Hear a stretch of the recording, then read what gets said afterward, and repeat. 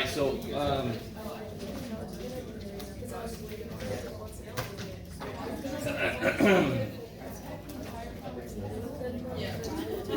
what was 15? Which one was it? Oh, the lamppost. Okay. Oh God, Jeff, the freaking lamppost. Can't this guy just walk and not worry about the shadow? I don't know. So one thing I noticed is if you draw, well, a few people are not sure how to draw this picture. So as you're walking away from the light, your shadow grows. Yes. I'm sorry, shrinks. As you walk towards a light, your shadow gets bigger. So decide you freak out your little brothers or sisters when they're young. So the head of the shadow is the light going right at your head down to the ground. Yes? So it naturally creates a big ass right triangle that you are in. So what I mean by that is, here's the lamppost. Here's me. And then here is the tip of my shadow. Tip of my shadow. I think the dude here was 6 foot tall. Yeah. Okay. And then this was 15. Is that right?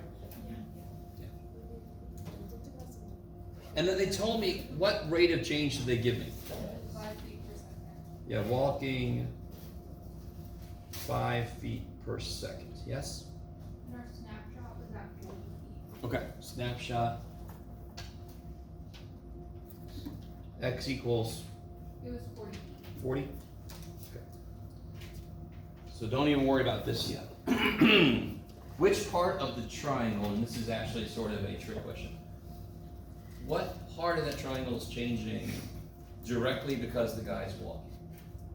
Well, even if the light wasn't on, the shadow wouldn't exist if the light wasn't on.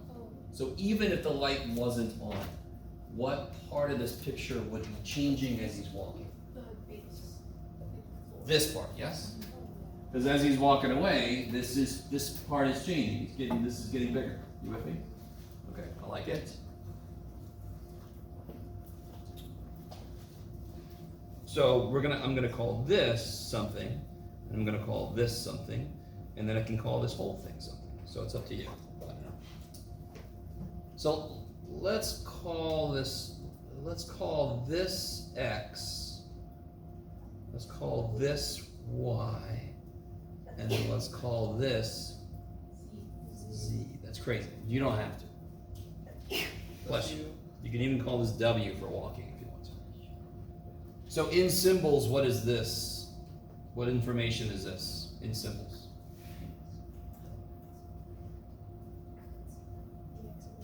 Yes, dx dt.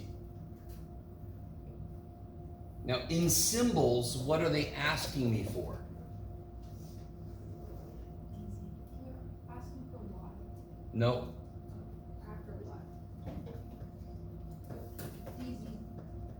what? What's the exact phrase on that? I'm sorry, I don't have my book again. But How fast is the tip of the shadow getting further away from from the lamppost, yes.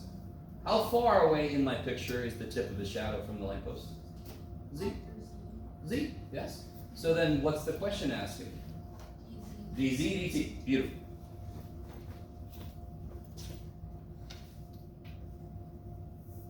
Now what's weird about Z? It's made up of two things, one of which I know some. Do you see what I mean? It's kind of weird. Okay. How much more do I want to say? I'll say one more thing. And this one should be the most obvious thing. What kind of triangles do I have going on? There are 2 similar triangles. Similar triangles. Because we're assuming he's standing up like a normal person, right? Not like the leader or something. We're assuming he's standing straight up, so he's making a right angle with the ground. So similar triangles require those to be parallel for that to be truly similar. Okay. So can you set up a proportion between some numbers and some letters? Which variable is part of the big ass triangle? Z. I would also accept x plus y. Which variable is part of the little tiny triangle? Y. Beautiful. And what's the idea of similar triangles? I always think big to small equals big to small, but you don't have to do that. Is that enough to go on? I don't know. Because we kind of focused on similar triangles for a little bit. It's basically what side in the big triangle is related to his height? What side in the big triangle is related to his height? By a proportion, by a ratio. 15, yeah. So it's really just, I always think, take a side from the small and equate it to a side from the big. That makes one ratio. Equals, take another side from the small, ratio with its corresponding side in the big.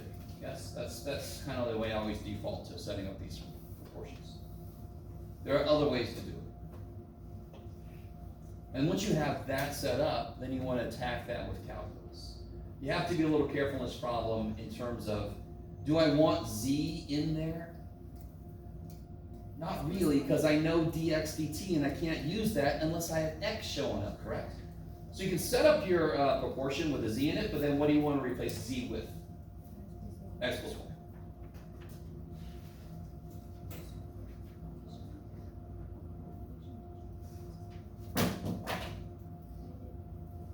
Okay.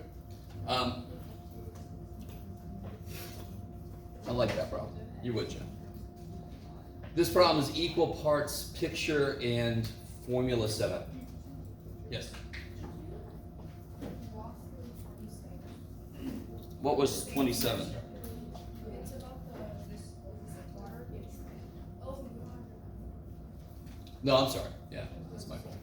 It's about the what now? is it a water top? A water top is. Oh, is it the one with the trapezoid? Yeah. Yeah.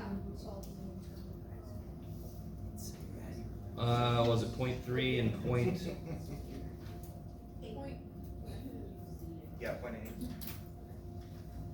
And then this was 0.5, I think? Yeah. Whoa, have I helped people out with this? Oh, and this is after you convert, right? Because I think they give it to us in centimeters. Yeah.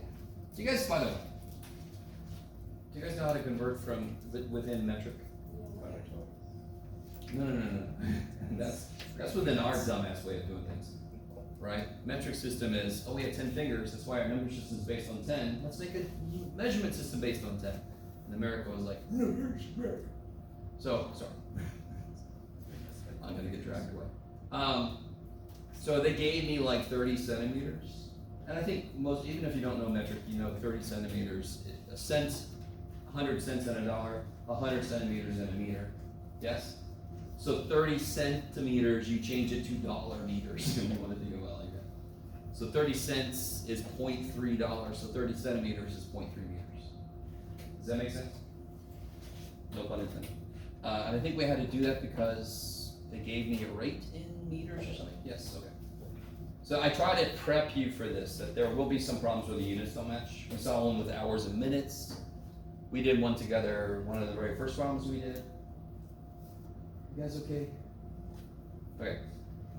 The trippiest thing about this problem is there aren't immediately triangles. It's trapezoid. Where do I still need to draw into my picture to represent this fully? I mean, there's a length to it, correct? I don't give a shit about that because I'm just going to multiply the area by the length of the volume, so that I don't even have to draw that. What's missing in my picture though? Because what's the problem all about? What's the problem all about? What's happening in the problem? What's changing? The water level. Water level. It's all about water. Yes? So draw water in there. Let's see. We're going to assume it's somewhere in the middle here. Blah, blah, blah, blah. There's water. Water. So how tall is it? That's crazy. And how wide is it? That's crazy. I know you didn't say anything. I did. So then you have to figure out a relationship between H and W, and it's not an automatic thing. You guys got it with me? One way to do this, and I think one person did this, there is a way to do this by figuring out the equation of the line for one side.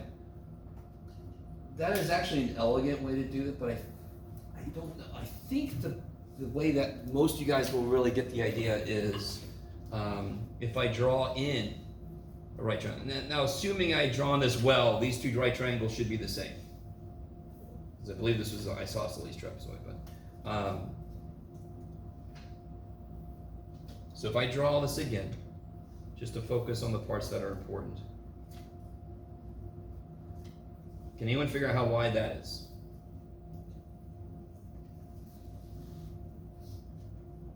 This piece of this triangle.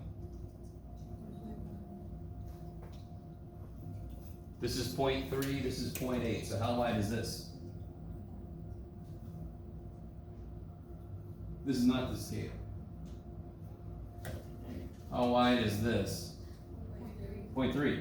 So then how much is missing? So then how much is each of these getting? Okay, 0.25. So that I can force a right triangle into existence. And then don't I have similar triangles in there?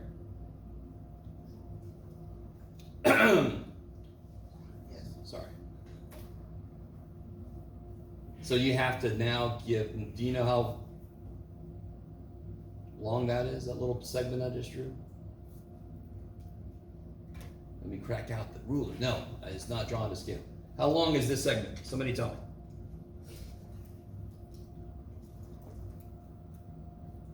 Gosh, all right, I just wanted somebody to go, I don't know. I'm like, that's right. I don't know either. So I'm going to call it A or so whatever. All right, let me stop for a minute. Does everybody, part of almost every problem, not every problem, part of almost every problem is I have too many freaking variables. Bless you. There's too many variables, so I need a relationship between the variables I'm given. So I can replace one with the function of the other one. Then I only have one variable. Have you guys done enough of these to see that? Or, I'm sorry, I can see in your eyes you're like, I haven't done any of these. All right. So right now I'm trying to figure out what's the relationship between H and W. Now, if I focus just on this right triangle, could you guys set up some kind of relationship?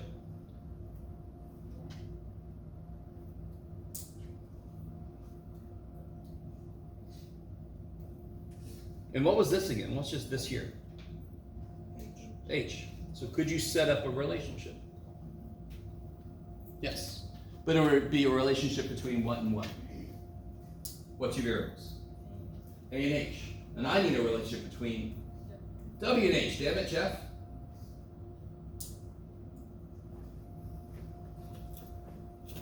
How long was this again? 0.3. And how long is this? A. So what's W? 2A plus 0.3. So if I figured out a relationship between A and H, I could plug that right there.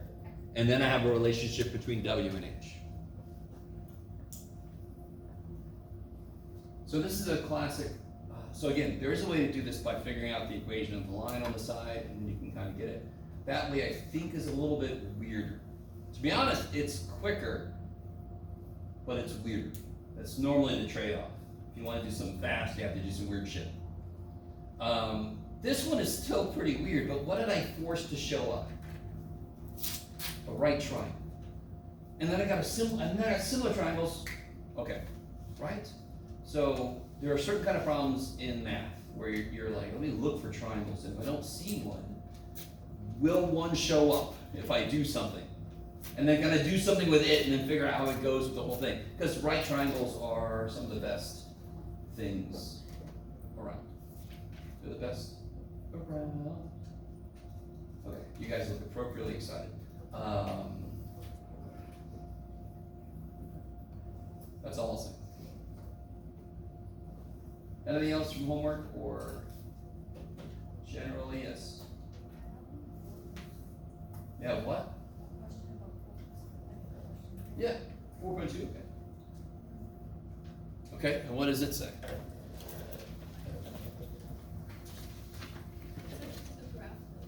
Neat.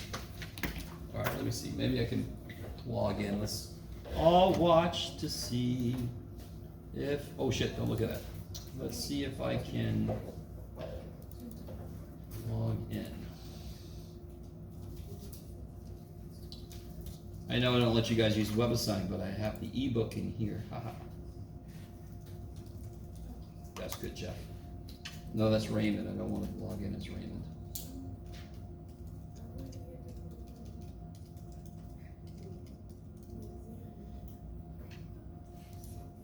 Somebody worried about how we're going to do all this stuff?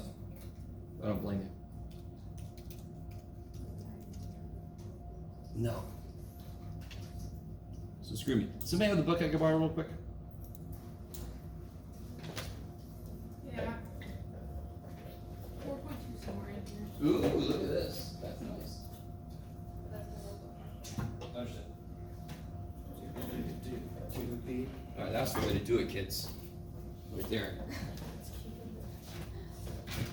I remember in some grade, we would put just paper bags around ours, fold it up. 4.2, number 3?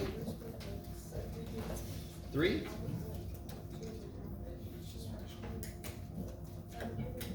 Okay, let's take a look. Verify that G satisfies the hypotheses. So what are the hypotheses? What are the requirements is the way I would actually say that. What are the requirements of the mean value theorem? Second. Continuous? Differential. Good. Is this continuous? There's no points of discontinuity, right? That's a quick way to say it's continuous. I don't see any weird play. Is it differentiable? Why? No kinks, no jumps, no undefined spots in the middle. Okay. So the two big requirements for mean value theorem to work are the function you're looking at is continuous on the interval. So it can be discontinuous somewhere else, but it's got to be continuous on the interval I'm looking at, and it's differentiable on the interval I'm looking at. Okay. So part A. Estimate the value of C that satisfies the conclusion of the mean value theorem on the interval 0 to 8. So, let's see if you guys remember. 0 to 8. Yes? Part of it is calculus, part of it's algebra. Yes? So here's my initial point, yes, and here's my final point. Yes, 0 to 8. 1, 2, 3, 4, 5, 6, 7, 8. I'm gonna show them. So what's the algebraic part? Getting the slope. Getting the slope as the crow flies. Yes? So what is the slope from here 300. to there? Yeah, it goes up 3 over 8. So you get 3/8 for the slope. And then, if you want to do it by hand, you would need to know what the function is so you can take a derivative, correct? But I mean, do you see how I've drawn this in? Can you then, I didn't even need to do this, to be honest. I thought I was going to go somewhere else. Can you just, is this a location of C? Is that a possible location of C? Yeah. Is it? Is that parallel? Okay, do you see what I mean? So it should be back here somewhere. There's one right here somewhere, yes? So I would estimate one of them would be 2.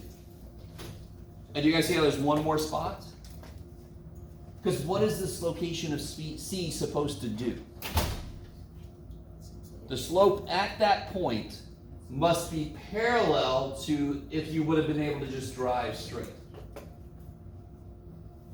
So can you guys visually just estimate this? What the other one? Okay, what's happening? So here, this is definitely not parallel. It's going to run into it, yes? If I move over a little bit, is that parallel now? Okay. Then you estimate where that is. You estimate where that is. That's it. I don't understand. Okay, so that's got a slope, and I can see it. I don't even know what they need to know what the number is. Is the slope the same here? No. You can literally do this in your book. About right there, and then it can go. It's about 2. Yes. Okay. Then you do the same thing over there. That would have a 0 slope, correct? Is that a 0 slope? No. Negative. Oh shit. Other way. Okay. Do you guys see that? So that is the visual interpretation of what the mean value theorem is trying to get at. And what I'm going to end up with here is an estimate. I could be off by something, but I should be pretty close. I'm going to estimate this. Okay. Now, here's the trick. Then it says 2 to 6. So 2 to 6. I love this. 2, 3, 4, 5, 6, there. So now I've got this slope, and then I can just do the same. Get it there. Now I live in here. It'll be negative now, right? Yes. But do you even need to realize that? You just need to look and say, when does it become? Oh, okay. I mean, you don't have to know what the hell that is. You just have to see where it is. If I turn enough, it becomes parallel. If I was on this roller coaster and all of a sudden the track fell away, how would we fly? When would we fly in this direction? About right there. This is fun. Oh shit. Okay. Of course, gravity eventually is going to make you curve down, but at the beginning, you're flying off in that direction. Okay. Is that I'm hoping the visual part of this theorem, I really want you to understand it's not even that big of a deal. Like, could you guys, if I said right there, could you draw a tangent line? Right there. Could you draw a tangent line? Does this look good? Of course not. That's bullshit, Jeff. So if you could draw a tangent line here, you can then compare it to the line that connects the beginning and the end. You just have to get over your fright of drawing in your book, or just put paper on and trace that sucker, and then draw all over the damn place. Yes? Okay. Is that all right? Okay. Let me give this back and get mine. That was way cool. It looks like a question mark.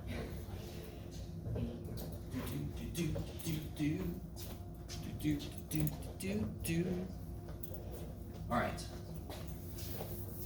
Anything else from homework stuff? Now that I got my book. No, we're done. All right. So we got to a point yesterday where we were able to make a sign diagram to investigate the slope, to figure out if at the critical points, is it a max or a min, or just a resting place? Yes? So let's do a, what did I bring with me today? I don't know, Jeff. I brought that, which is good. I brought this, which is great. Okay, good.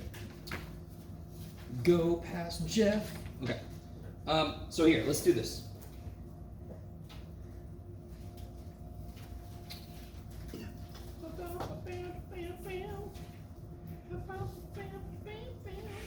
This is 4-2.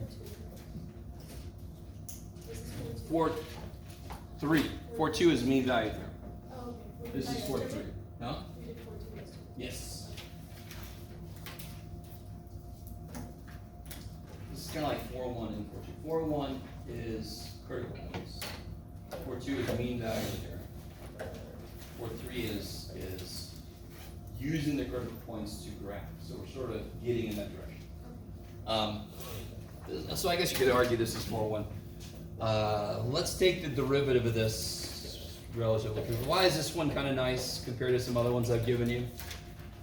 There's no what happening. Okay, what's the first thing we do? What's the first rule I want to apply?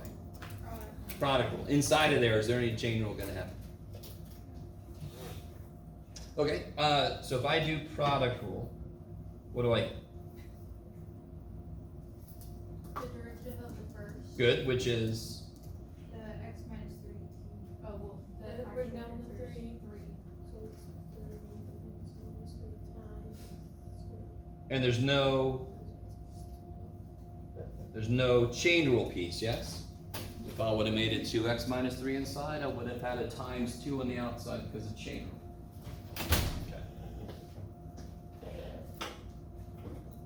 And then plus what? X minus 3. Good. X minus 3 cubed. And the 2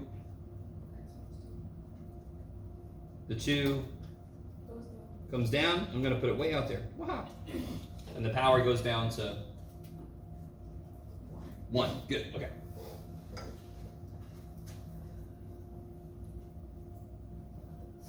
Right now, you need to ask yourself, how comfortable are you with what we just did? And I always think when I'm talking about something and you think I'm introducing something brand new, you're like, I don't know how to do this. Yeah, this is old shit. You know how to do this. Right now, you need to be really comfortable with doing that by yourself. You guys with me? And this is just a way to check yourself. Right now, I'm not giving you a test. You already took your quiz today, so. But right now, you should be at a point where if I gave you that problem, 15 seconds, you got that derivative. Yes? If you're not there, it's not the end of the world.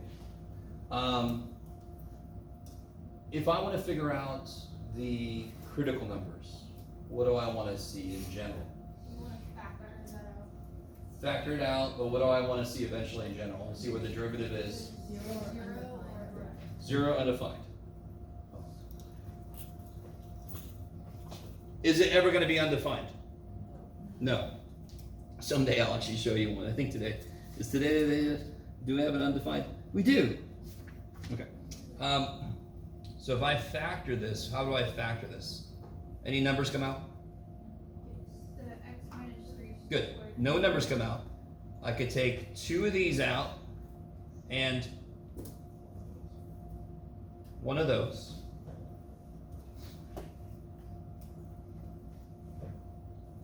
So let's see, let me not skip any steps. So I have a 3 left. I took both of these out, yes. And I took one of these out, so I still have an x plus 2. Now here, I still have a 2. I didn't take a 2 out. I had 3 of these and I took 2 of them, so I still have one of them. And I had one of these and I took it. And this is where some of you guys will say, okay, -2, 3, -2, okay, I got it, what did I just do wrong? Simplify this shit. This is not times. Yes? These are easy because they're simplified on the inside. This is not simplified on the inside. I can't see what's going to make it do its thing. So I get x minus 3 squared, x plus 2. Then I get 3x plus 2x. And then 6 minus 6. Now I could sit here and pretend like I did that on purpose, but no, that's just not. I had no idea what was going to happen there. That's just nice. Can anyone tell me the critical numbers? And before you do that, is everybody cool with what just happened? 3x plus 2x is 5x. 6 minus 6 cancels. How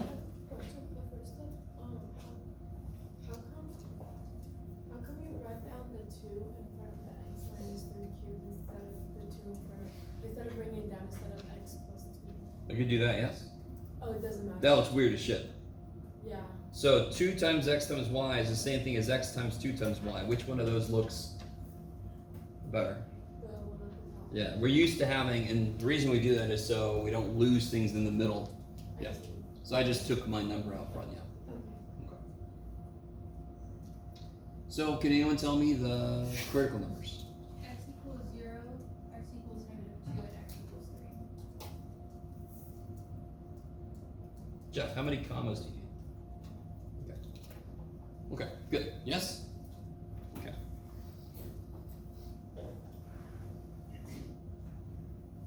So there will be part A would say find, show that the derivative is this. Part B will say find your critical numbers. Yes, you want to see where it's 0 or undefined.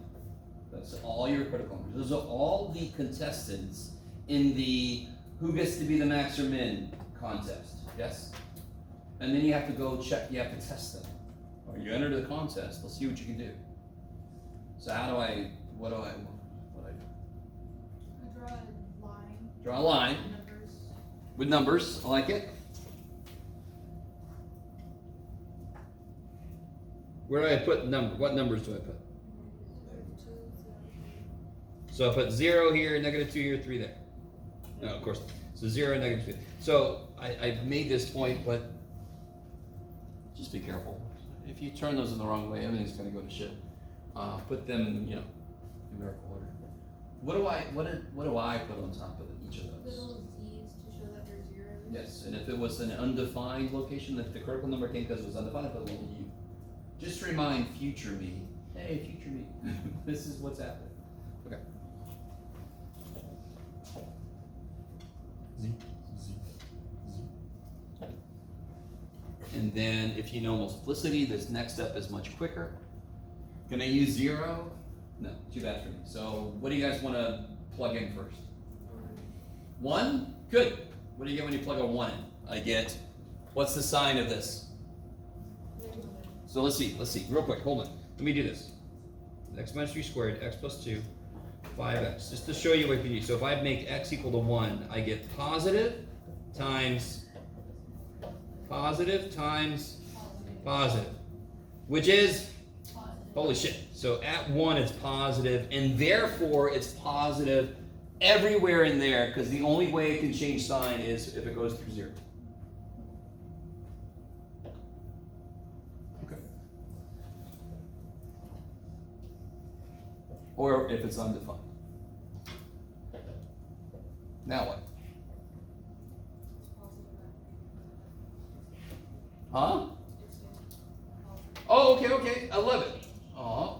Multiplicity is 2, it's even, so it's going to stay the same sign on either side of 3. Multiplicity kicks so much ass. What does a parabola look like? Can you draw it in the air or do your arms like a parabola? Like this, right? Doesn't it stay the same sign? What if it was a downward parabola? Then it's negative on one side, negative on the other side. Okay, so multiplicity just says, if you're an even power, you stay the same on both sides. If you're an odd power, you change signs on both sides. That's all multiplicity is. And how does it help me? Well, like you just said, this is even. Comes from a squared, yes? So it's going to stay the same sign. Everything else is an odd multiplicity, yes? First power, so this changes sign, and then it changes sign again. So much quicker than plug it. Let me plug a 2 in. Let me plug a 1 in. Let me plug a negative 1. Oh, God. Just a dude. You can do it either way, though. Don't get me wrong. I'm sorry. I didn't mean to make you feel bad if you do it the other way. Can anyone tell me what that negative area means? Where I put the negatives, what does that mean? So the function is going down, decreasing from negative 2 to 0. Good. So if I said find the intervals where this is decreasing, there would just be one interval, right? So where is this decreasing? Negative 2 to 0. I don't include negative 2 and 0 because what is it actually doing at negative 2 and at 0? It's zero. It's resting. It's not going up or down. Yes? Okay. And then what are the intervals where it's increasing? What are the intervals? What's the intervals where it's increasing? Negative infinity, negative 2, 0 to 3, 3 to infinity. Okay. And then what can I draw underneath this? Up, flat, down, flat, up, flat, up. Okay. So then you can very easily see the location of a maximum and a minimum. Is 3 a maximum? Nope, because it didn't go up and down. It went up and up. So it didn't really turn at 3. It just rested for a moment.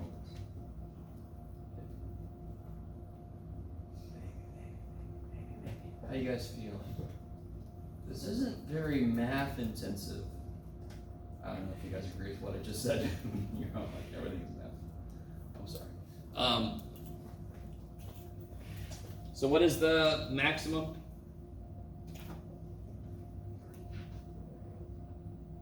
Maximum would be negative 2 comma something. That is so true. And that one's an easy one. And what's at negative 2? What's the output? Where do I put negative 2? Do I put negative 2 here? Put it in the function. Put it in the function. And what do I get? I happen to get 0. Yes. And what's the minimum? 0. I want to put a 0 and I get negative 27 times 4 is 108. Negative 108. think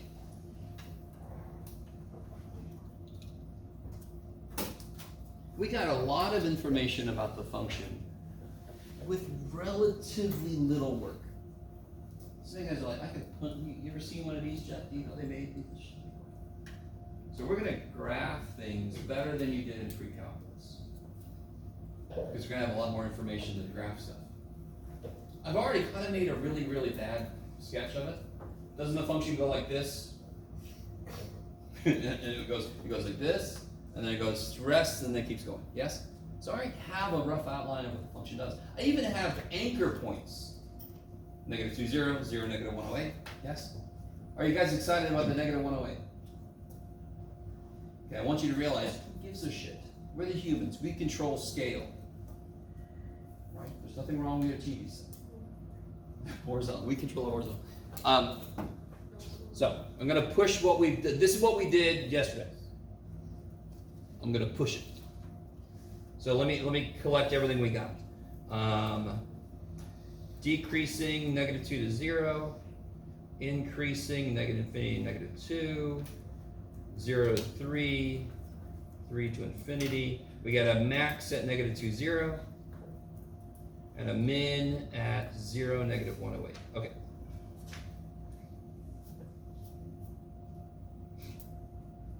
And then my last question, well, no, it's okay. And then we have this. I've drawn this really bad. Basically, that's this. Yes?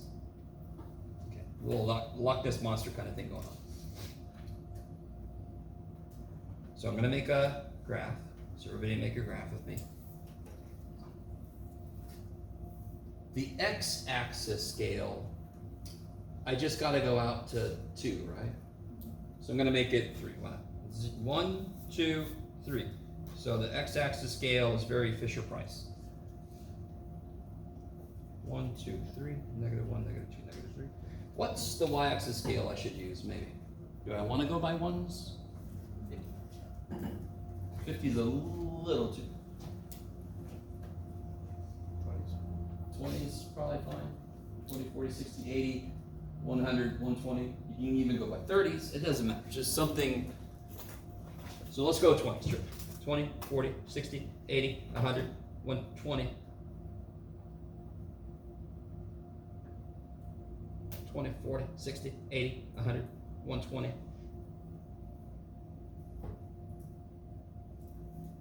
Okay. And now let's plot shit. Can you guys, well, okay, let's just do this together, John. Let me plot my max and my min.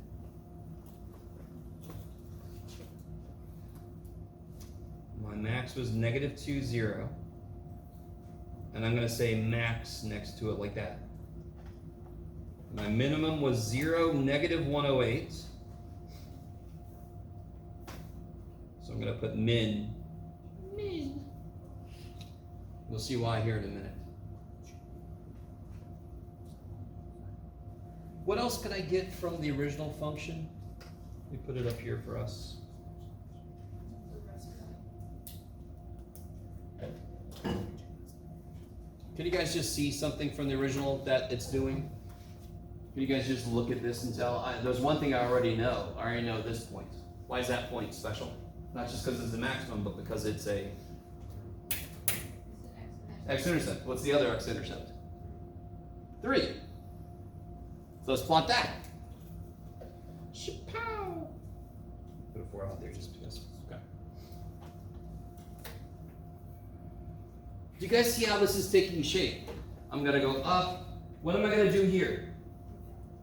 Yes, for 2 reasons. That's the maximum, and I know it's supposed to be decreasing. It's up there. Decreasing between here, yes? Okay, maybe. So. You will already have, you don't have to do this shit, but you will already have a rough sketch of what it's going to look like, yes? Remarkably rough. So I know I'm coming up here. I've already labeled this as a max, so I know I'm going to turn. Then I go down here. What am I going to do when I hit this one? That's insane. I'm going to turn. Why? It tells me to. I'm sorry, you guys can see. It's min, so I know I'm going to turn there. And then when I hit 3, what's this? It's a little bit special thing that's going to happen at 3. What's a little bit special at 3? You're gonna go steeper. It's going to rest and then continue. So it's going to look like a cubic through here, yes? Chabow! Okay.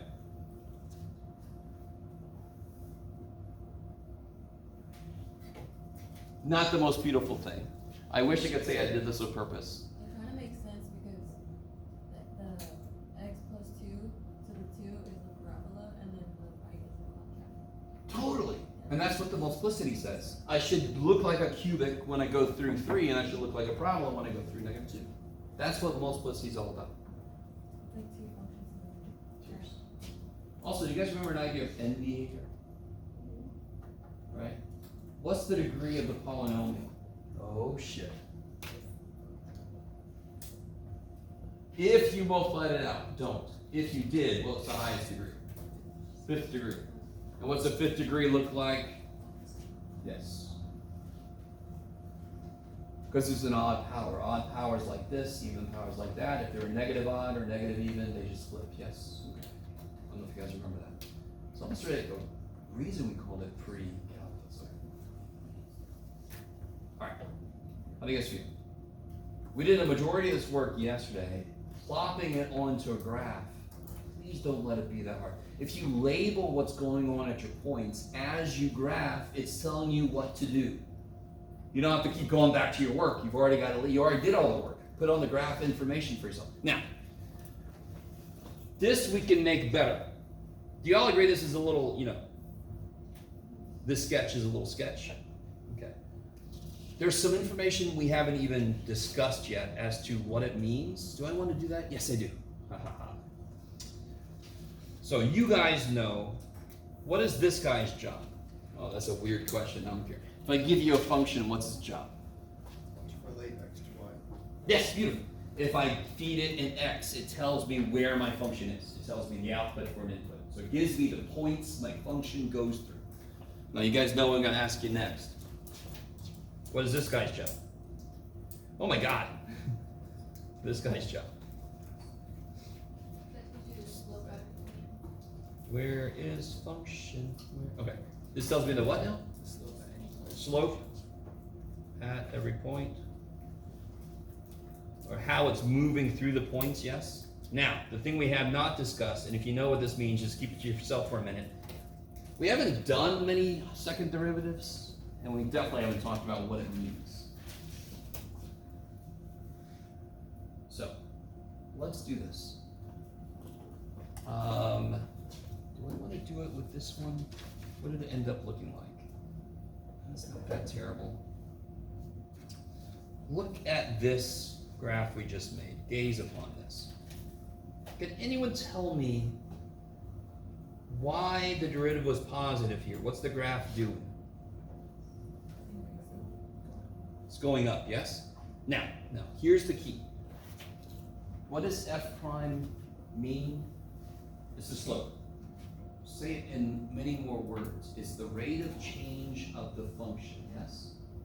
Because it's f derivative. If I have a function and I take its derivative, that tells me how quickly that function is changing. If I have a function, really stay with me now. If my function is this, and I take its derivative, it still means the same shit. If I start with f prime and I take its derivative, the derivative tells me how quickly f prime is changing, or how quickly the slope is changing. I think I already told you guys, like, the rate of increase in the inflation is slowing. That is a second derivative statement, because it's talking about how much the change is itself changing. Employment, oh shit, at least it's not going down as fast, right? Or inflation, at least the prices, if the inflation is going down, that means prices are still going up, just not as fast. Quick tip, kids, we don't want deflation. But I'm not going to make this into a political science or economics class. Okay. So if I look at this picture, what's true about the slope here? positive. What's true about the slope here? Still. Oh, I'm sorry. I love you guys. You just point. I'm like, I need more than a point. Tell me. I'm sorry. Slope here is positive. Yes. Yes. What's the slope here? Zero. Still positive, but less. Oh, that's Slope here. Still positive, but less. Slope here. 0. Slope here. Negative. So what's happening to the slope as I move around this curve? it's getting less positive. It's getting smaller. Yes? So what should be? I really want you guys to. So real quick. Why is the slope here why is the slope here negative? Because the function is getting smaller. The outputs, yes? So therefore, this is negative slope. If my slope is getting smaller, what should f double prime be? Negative. Same idea. If my function's going down, my f prime should be negative. If my slope is going down, getting smaller, my slope is getting smaller, f double prime should be negative. Now let me ask your opinion on something. This region here versus this region here, which one would you say, I just gave a little bit, which one would you say is like cup down versus cup up? Yes, this region here versus this region here. This is cup down, yes? If this is a cup, I put it down. Can it hold water? Or liquids? Kool-Aid? No. This one is cup up. And sure enough, what's happening to the slope here? What's true about the slope here? Negative. What's true about the slope here? What's true about the slope right here? Still negative, just not as isn't the slope getting bigger as I go through this term? So it seems like if the second derivative is negative, I should be doing like a down parabola kind of thing, yes? And if the second derivative is positive, I should be doing an upswing. Whatever you say. So let's look at, well, yeah, let's do this one. Sure, just to keep me in line. I always know.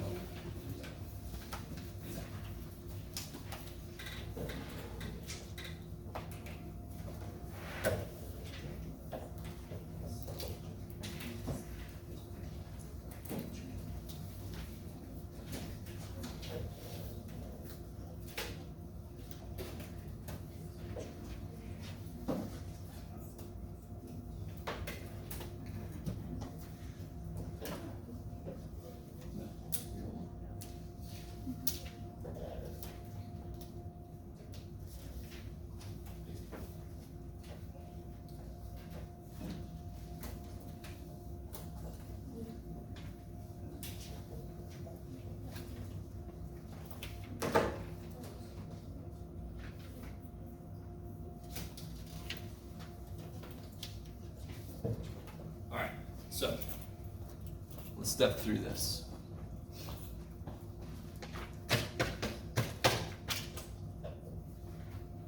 So again, this is how I'm going to do it on a quiz or test. I'm going to give you the actual derivative. Can you guys? Derivative? What am I drinking? What is in here? Let's see, do I need more or less of it? I need more of that. Can you guys just take a minute and do part 8?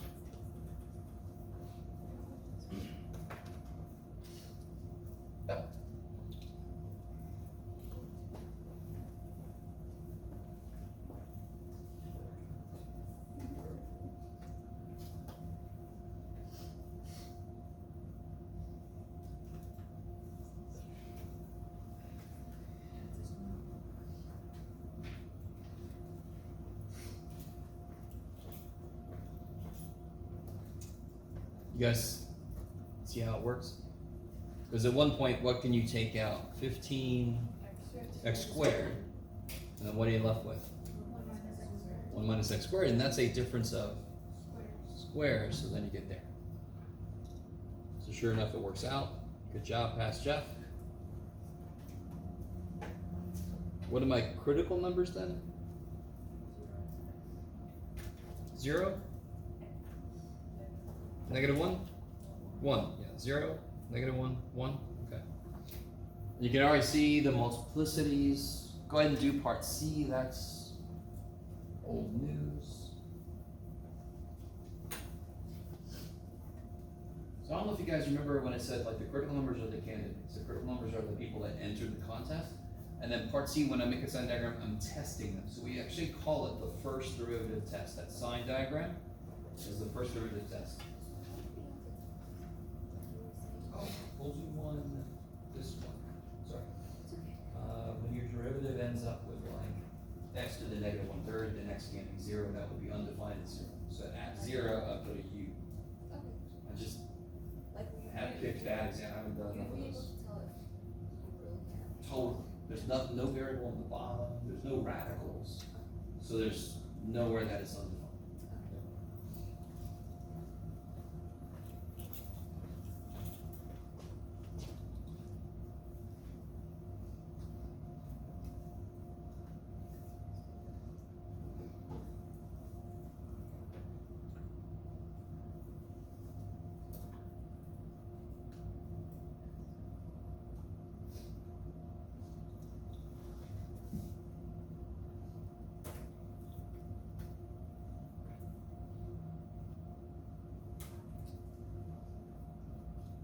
So the way I normally do this, I'll pick, if I can't pick 0, I would just pick something on an extreme. Like if I pick 3, that'll be positive times negative times positive, so it's negative. 1 came from a first power, odd multiplicity changes. 0 came from an even power, even multiplicity stays the same. -1 came from blah, blah, blah, blah, blah, blah.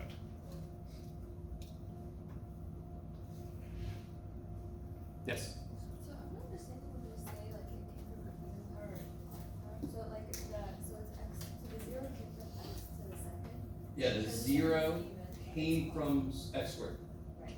It's got an even multiplicity, or you can even say, so how many zeros were there? 2. Because you had x times x, and each of them can be 0. Yes. So 0 came from an even power, even multiplicity stays the same sign on both sides, because it's like a parabola. It's just- And it's an odd power. It's Change the signs on both sides, Okay. like a cubic would. Wait, what do you mean if it's negative change on both sides? No. If the multiplicity is even, it'll stay the same sign on both sides, and if the multiplicity is odd, it'll change signs on both sides. Oh, so it's. I don't care if it's plus or minus, I just know it's gonna change or not. Okay. Yeah. So I have to put one number in to get things started, and then I go bam, bam, bam, based on the multiplicity. Okay. Yes. So one number and you can just something like a random number like x equals 3 or something. Yeah, I normally start with a big positive number, and then I can just bam, bam, bam. That's just me though. Or I start with 0 if I can. But if it's greater than 1, wouldn't it be 1 minus, oh wait, never mind. I got it. Please keep me honest, you never know. Can you guys tell me where it's decreasing? Or where's it increasing? Now be careful, I can't say -1 to 1, yes? Good. And if I do a rough sketch, let me do this a little differently than I've done before. You can do the arrows, not a damn thing wrong with the arrows. But I can go down, flat, up, flat, down. So then it actually looks a little, well, this is a little pronounced, but it's okay. It looks a little more like it's going to at the end. Or you can do the arrows, you're fine. Yes? When we do the sign diagram, do you want us to draw that wavy line? Wavy line? Oh. Just leave it like this. Oh, if I don't say, if I don't say you don't have to draw the little line. I have been known to say it though. If the end is negative, why is that going up? yeah, the end is negative, so it's going down. No, the opposite side, Huh? at the very, Yeah, is this going up or down? Down. We read left to right, so as I move left to right, if this is our profit, are we happy? oh no, Okay, so it is going down. okay. You don't look this way, you look this way. Now, you can tell your boss, turn this around, boss, everything's great. But he's not, he's gonna see. Get out of here, Johnson. It's always Johnson. So what's does anyone see a maximum? Where's there a maximum? One. Yes, because it's going up and coming down. So 1, 2. Where'd you get that from? Because if I want to know where the function is, I must use the thing whose job it is to tell me where it is. The one big mistake I see is people plug that number into the derivative, and then you're going to get 0 no matter what, because that's a freaking critical number. Yes? And then your graphs look really trippy. Okay. And what's the minimum?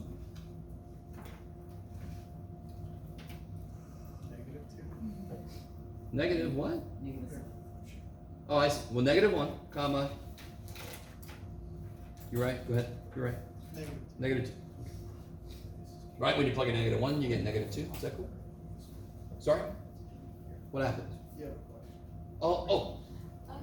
So how do you find the minimum and maximum? Are you just plugging in Oh. Just look here. Look. Where's the minimum? at -1? Yeah. That's why it's not a bad idea to do this. Or you can look at, if you don't draw this, you can go, it's going down and coming up, so that must be a minimum because it went down to it and up from it. But if you draw a really rough sketch or you just draw the arrows, you can see minimum, maximum. So then you just plug those in to find the. Yeah, so if I know the x value, I can plug it into the function to know where it is, because that's the job. Okay. And very quickly, how did I get the plus and the minus and the plus here? What did I plug stuff into? Into the. First derivative, because that's its job. So this is why I was saying, be nice to yourself. Tell you exactly what f is, what f prime is, what f double prime. So some of you guys aren't telling yourself what's what. You're sort of doing it. Don't do that to yourself. Yes. So we can plug any number into the derivative? Oh, do you mean to create this? Hell yeah. I picked 3, but you could have picked, sometimes they'll joke and say 18 billion. Because it doesn't matter. 18 billion, positive, big time negative, big time positive, negative. It doesn't matter. Okay. I want to hedge right here so I can just Homer Simpson my way back. Okay. So, now, is everybody cool with all the stuff that just happened in Part C? Basically, every one of these says the same thing. All right, do Part D. Part D is going to be fun. Oh, let me give you guys all right, before you do this, let me give you a hint. What is true about this and this? What's true about this and this? They're the same. If I want to do another derivative, do I want to start here? Or do I want to start here? I want to start here, can I? Hell yeah, because that's f prime and so is that. So you could do this. Ain't no way in hell I want to do that shit. Yes? You'd have a triple product, yes? I need you to really see this. I need to calculate f double prime. So I need to take the derivative of f prime. This is f prime, this is f prime, this is f prime. You could start with any of those.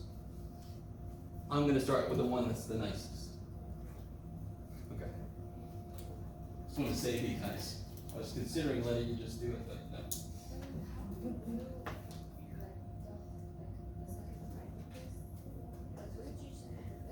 No, so put f prime right there.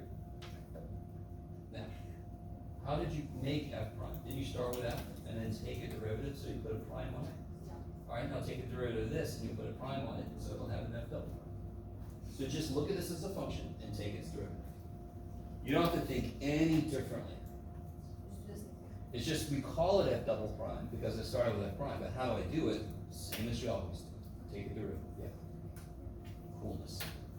Same thing we do every night. We get there. Trying to take over the world.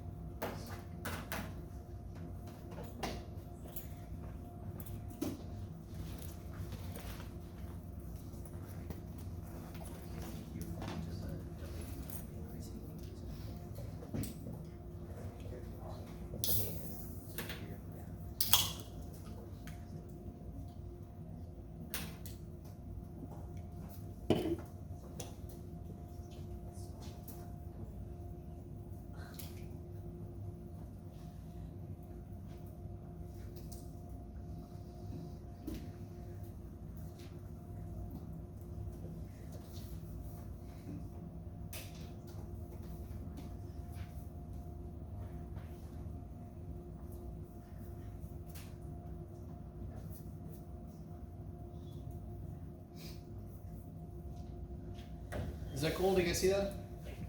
That's not too bad, right? Yes. You can't simplify this one further. You could factor this. Do you want to? But wouldn't it be? Just to show you. Just to show you. Equal numbers? No. Just to show you.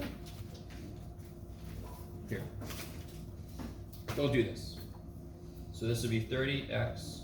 This is a difference of squares. You guys doubt me? You should. Because you're like, 2 is not something squared. Yes, it is. 2 is square root of 2 squared, yes? So this is 1 minus square root of 2x. 1 plus square root of 2x. Do you have to do that? Do you have to? Do you have to? Sorry. Everything's a song with me. No, you don't have to do that shit. How do I find the critical numbers? Is this ever undefined? Let go. What else do I want to set this equal to? 0. So either 30x is 0 or 1 minus 2x squared is 0. How do I solve this?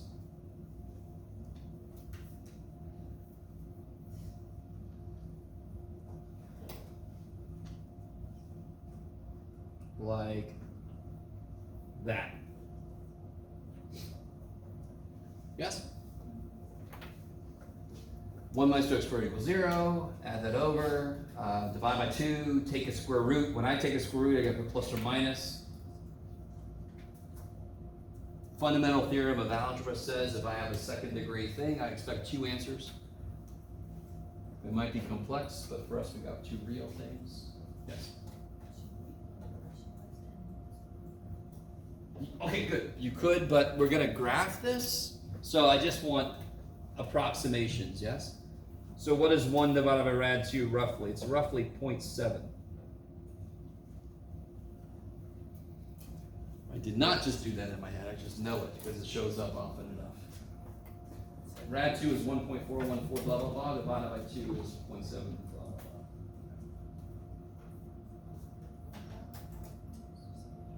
blah. You guys all right? We're gonna have to graph this by hand. Can you plot 1 over square root of 2? No, let me make I can plot that number. No problem. What did we just find the critical numbers for? The second derivative. So critical numbers for the first derivative are where the function changes from going up to down, potentially, yes? We call them maxes and mins. But it is where the function might change from going up to down or down to up, yes? Second derivative talks about what I called so far cups. Cup down, cup up. The official name for it is concavity. Have you guys ever heard concave and convex? Okay, so concavity has to do with how it's curved. Okay, so first derivative tells me is it going up or down. Second derivative tells me what's it look like as it's doing that. What shape is it? So the second derivative is concavity. The first derivative is slope. Completely. So which is awesome because if the second derivative is positive, it's happy. If the second derivative is negative, yes, cup down, cup up. That's almost too nice to believe. It's like the math people messed up because we made it actually make sense. Okay. Yes.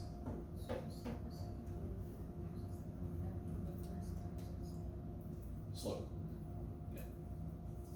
So the weird thing is, to investigate the concavity, we make a sign diagram exactly like we did before. But now when I see a negative in a little region, that means it's going to be like this. And when I see a positive, it means it's going to be like this. So let's make a sign diagram. Wow!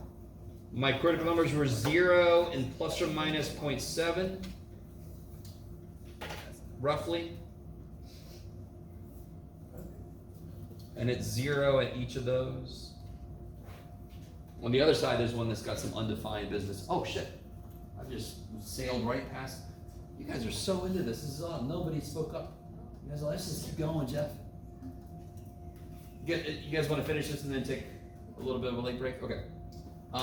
What do I do now? The work does not change, the interpretation changes. So what do I do now? Plug in 1, sure, yes. But now if you were to plug in numbers, would it be in the first? No, what are we investigating right now? Concavity. So the second? And what controls concavity? Second. So I'm gonna plug a 1 in to this, yes? Is that my second derivative? Yes, Jeff, good job.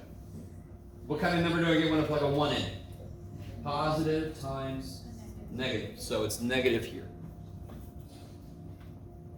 Multiplicity still applies, but do you understand if I broke this up, it would be a first power and a first power, so everything's got an odd multiplicity. So this is gonna change sign everywhere. I don't know if you guys are really with me. This would be 1 minus rad 2x, it'd be 1 plus rad 2x, they're all to a first power. So they all have multiplicity odd, so the signs change everywhere. If you don't trust me, you can plug numbers in the middle. I didn't feel like plugging 0.5 in. Yes? 0.5. I'm typing 0.5 again, you see, right? Well, so obviously something wrong. What's half squared? What's the square of a half? A fourth. And what's 1/4 of 2? A half. And what's 1 minus a half? Positive. So it's positive is positive. Yeah. I think you doubled it first. Yes. Instead of doubling it after squaring. Are you guys with me still? So even if I'm looking at the second derivative, the way I investigate it is the same. I just make a sign there. Now how do I interpret this though? What's happening here? It's a cup up. Cup up. So underneath here, I'm just gonna put a little.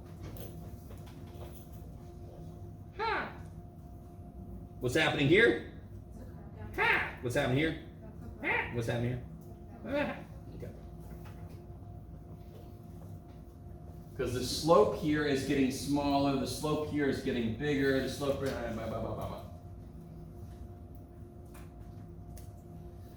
All right. So where is it concave? This is silly now. Where is it concave up? Negative infinity to negative 0.7, union with 0 to 0.7, is that cool? And then down, it's 0.7 to 0, union with what am I doing? Negative 0.7 to 0, and then 0.7 to infinity. Now, what did we call the locations where the function was going up and then it was going down? We call that a maximum, right? And of course the other way around. And in general we call those extrema. Yes? Yes? Is it the same thing as vertices? In a way. Because that locally looks kind of parabolic. Because of the turning, yes. But you could also have this weird thing, we still call that a vertex, but it definitely looks a little weird. Like a Christmas tree with a little light on top. The locations where concavity changes, we call those inflection points. So if you take any economic classes, any kind of relatively low but higher level economic class, you'll hear inflection point a lot. Because that is where things, it's kind of like it does one of those things. So that's a weird little spot. The inflection point. Let me stop for a minute. I love you guys. So the location of critical numbers where things change, it goes from negative to positive, we call that extrema, maxes and mins. Where concavity changes, we call that inflection point. And I don't know if you guys remember we were graphing f prime given f? And I said there was a place in the middle where it was the most negative and then it started turning back around? We're getting more formalized about that language. The inflection point is right where it goes from concave down maybe to concave up. That's right where those two connect like this. Right here, where my fingers are meeting, that's the inflection point. Cough down, cup up, bam. Maybe? Yes? So does this not have a maximum and minimum? I'm not investigating that. In fact, we already investigated that. We know it has a max. I am now investigating the shape of it. Not if it's going up or down, but how's it shaped as it's doing that. Okay. So let's do this. Let's take a break, and then when we come back, we'll put all this together. Let's take a break. Come back at 10 past. 10 past.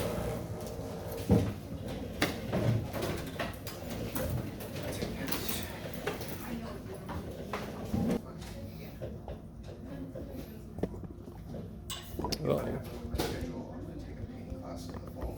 Yeah, my art class right now has me. We just did Your time. for ourselves. And I just did a bunch of symbols of things that I liked. Sure. Yeah, and I mean, counting, that's what she was asking. But it looks like I'm not even doing like a man could draw the same thing that I just drew. I could show you, you understand. I could pull it up in like seconds. All right, guys, let's graph this thing. First off, you find the intercepts.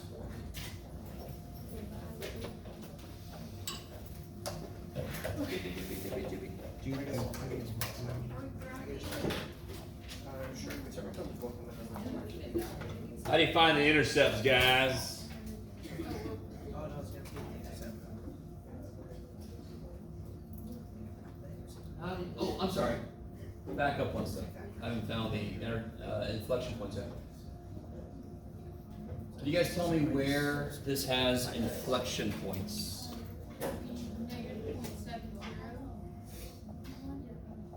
Are you sure? Yes.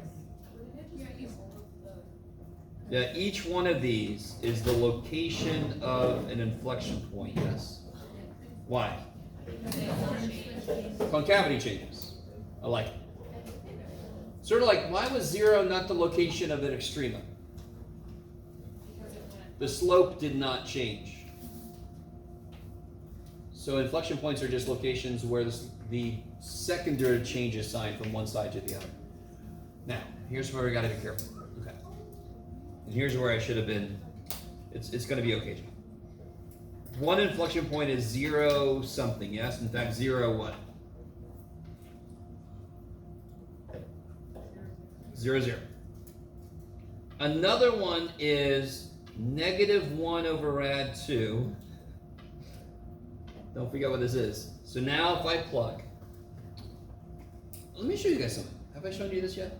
Can everybody just take your calculator if you have one, and just put negative down here, -1 divided by the square root of 2. Bam! So it is roughly -0.7, right? But it's not exactly -0.7.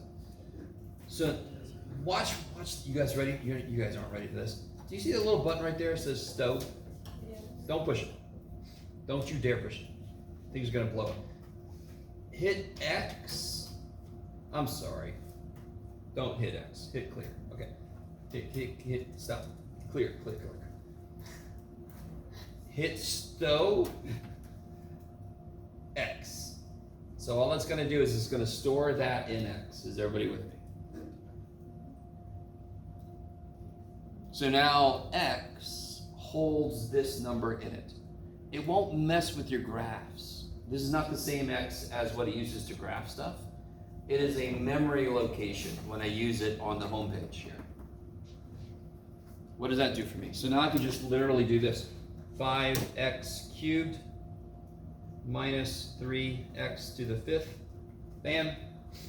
So it just plugged that number in for me. Now it really helps out when my function is this huge mess. Then I can just store it in X and then just literally type the function exactly as it looks. And it'll calculate it for me. You guys kind of with me? All right, so then I get about, so if I wanna, so on the paper I should put this. I should put -0.7, 1.2. So it's fine to round it on your paper. I'm gonna graph this by hand, so it doesn't have to be perfect.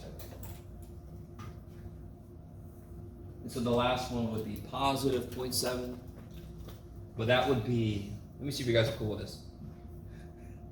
No, don't do that. So if you do 1 divided by square root of 2, store that in X, and then if you have the newer calculator, you can just hit the up arrow, select this, and tell it to do it again. And not surprisingly, it's, positive 1.2.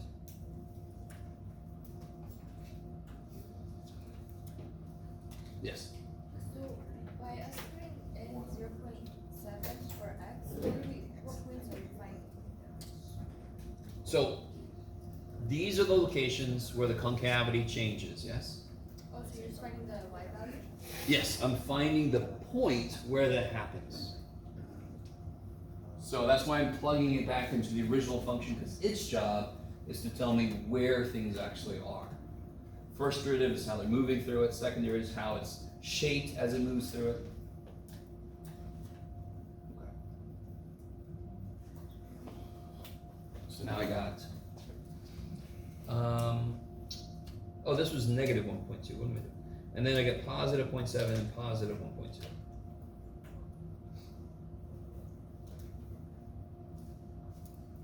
Okay, the king of so much space.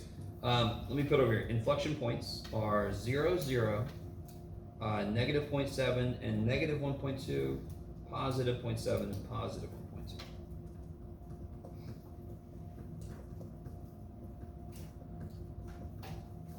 Okay. How do I find the intercepts? I've already got one intercept. What intercept do I have? 0, 0. That's the x and the y intercept. There's one of the x intercepts, and that is the y intercept. Real quick, why can't I have more than one y intercept? Because it's a function. Exactly. If it had more than one y intercept, it's not a function anymore. It's crazy. How do I get the other x intercepts that are already? Factor. If I factor this, what do I get? What comes out? X cubed. You're left with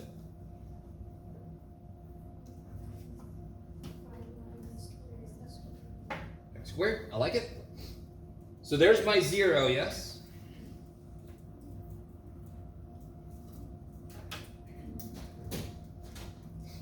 I love you guys so much. I can feel you guys like tensing up.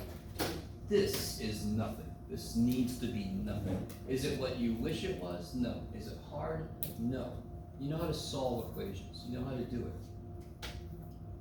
If I want to set something equal to 0, I set the factors of it equal to 0. X cubed equals 0, I get 0. 5 minus 3x squared equals 0, I've got to solve it, right? How do I solve that? Okay, did that. And then? Sure, subtract 5. Divide by negative 3, then negatives cancel.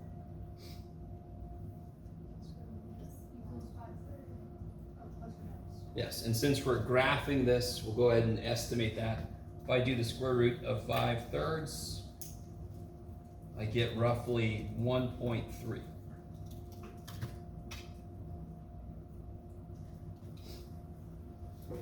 Okay, woo! So, in fact, we might as well, I've already got a bit of a summary going on. I might as well finish the summary. The maximum was at 1, 2, and the minimum was at -1, -2. Okay, so here's basically all the results of our crazy deep calculus analysis. Also, we can graph it, and you guys are thinking to yourselves, a damn little graphing calculator, it costs $100 some bucks. Too bad. You can check your work at the end. Dear God, you will lose the most points if your graph is right and your work is wrong. Does that make sense? I would much rather your graph be wrong, but it reflects your work correctly. So what's one skill I have to gauge you on? Can you take your written work, translate it visually? So if you made a mistake in your written work, I don't want to see that shit on your graph. I want your graph to look weird. And you will lose less points, because you'll get points for that skill. If you're very often, you guys understand, and this is just to help some of you guys out, in case you want to do this. If I get an answer that looks like this, do you understand how I'm like, yeah, you took that right out of your calculator. They didn't make the stupid window big enough, yes? Do you understand this? If they would have made the window big enough, they would have seen this, yeah, and this would have come together. Yes? That's the most obvious, immediate giveaway. You guys kind of with me? And again, I don't want to focus too much on time on this because most of you guys do your work honestly. I love it. Just if you don't, you gotta be really good at it. Because I'm a teacher for a while, and I know some shit. Okay. So how the hell do we start plotting this? Well, somebody give me an idea about what I should start to do first. Put some max and mins. Put all my known points, and in fact, every known point. Let's see if you guys are cool with this next thing. I've got all my information right there, correct? I'm not missing anybody. What's the biggest input that's involved? No, 1.3. Do you see that? Yeah. Okay. But I should be more explicit over here. So 1 x-intercept is 0, 0, and then I got 1.30, and then I got negative 1.30. Yes? So look what I'm gonna do. I am the human. So are you guys. I'm talking about me in relation to my work I'm doing. I control the scale. So you guys don't realize this maybe, but you can certainly make the scale 2, 4, 6. You can make it 5, 10, 15. You could also make it 0.25, 0.5, 0.75. You with me? As long as it's consistent. So considering my biggest x value is 1.3, I'm going to make my scale maybe 0.5. Do you understand? Give myself more room, because sometimes people make their scale 1, 2, 3, and they got all the shit just happening really like this. Zoom out a little bit, right? Or zoom in this case. Give yourself more room to play with. I don't know if you guys are with me. So I'm going to go, I could make it even worse, but I'm going to just take baby steps here. 0.5, 1, 1.5, 2, negative 0.5, negative 1, negative 1.5, negative 2. Good job, Jeff. Now what do my outputs look like? What's my biggest outputs involved in any points?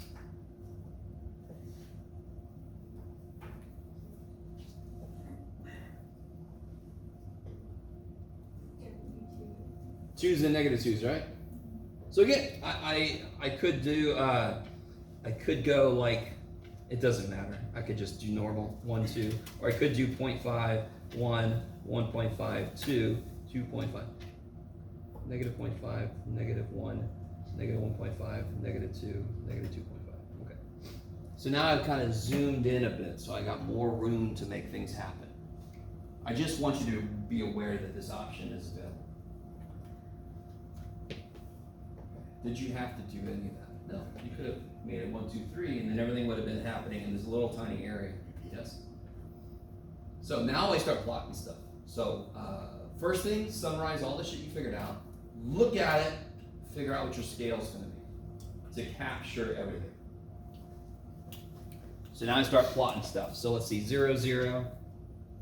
It's just an intercept. What else is it? It's an inflection point also, yes? So you're not gonna believe this. I'm gonna put a little IP next to that.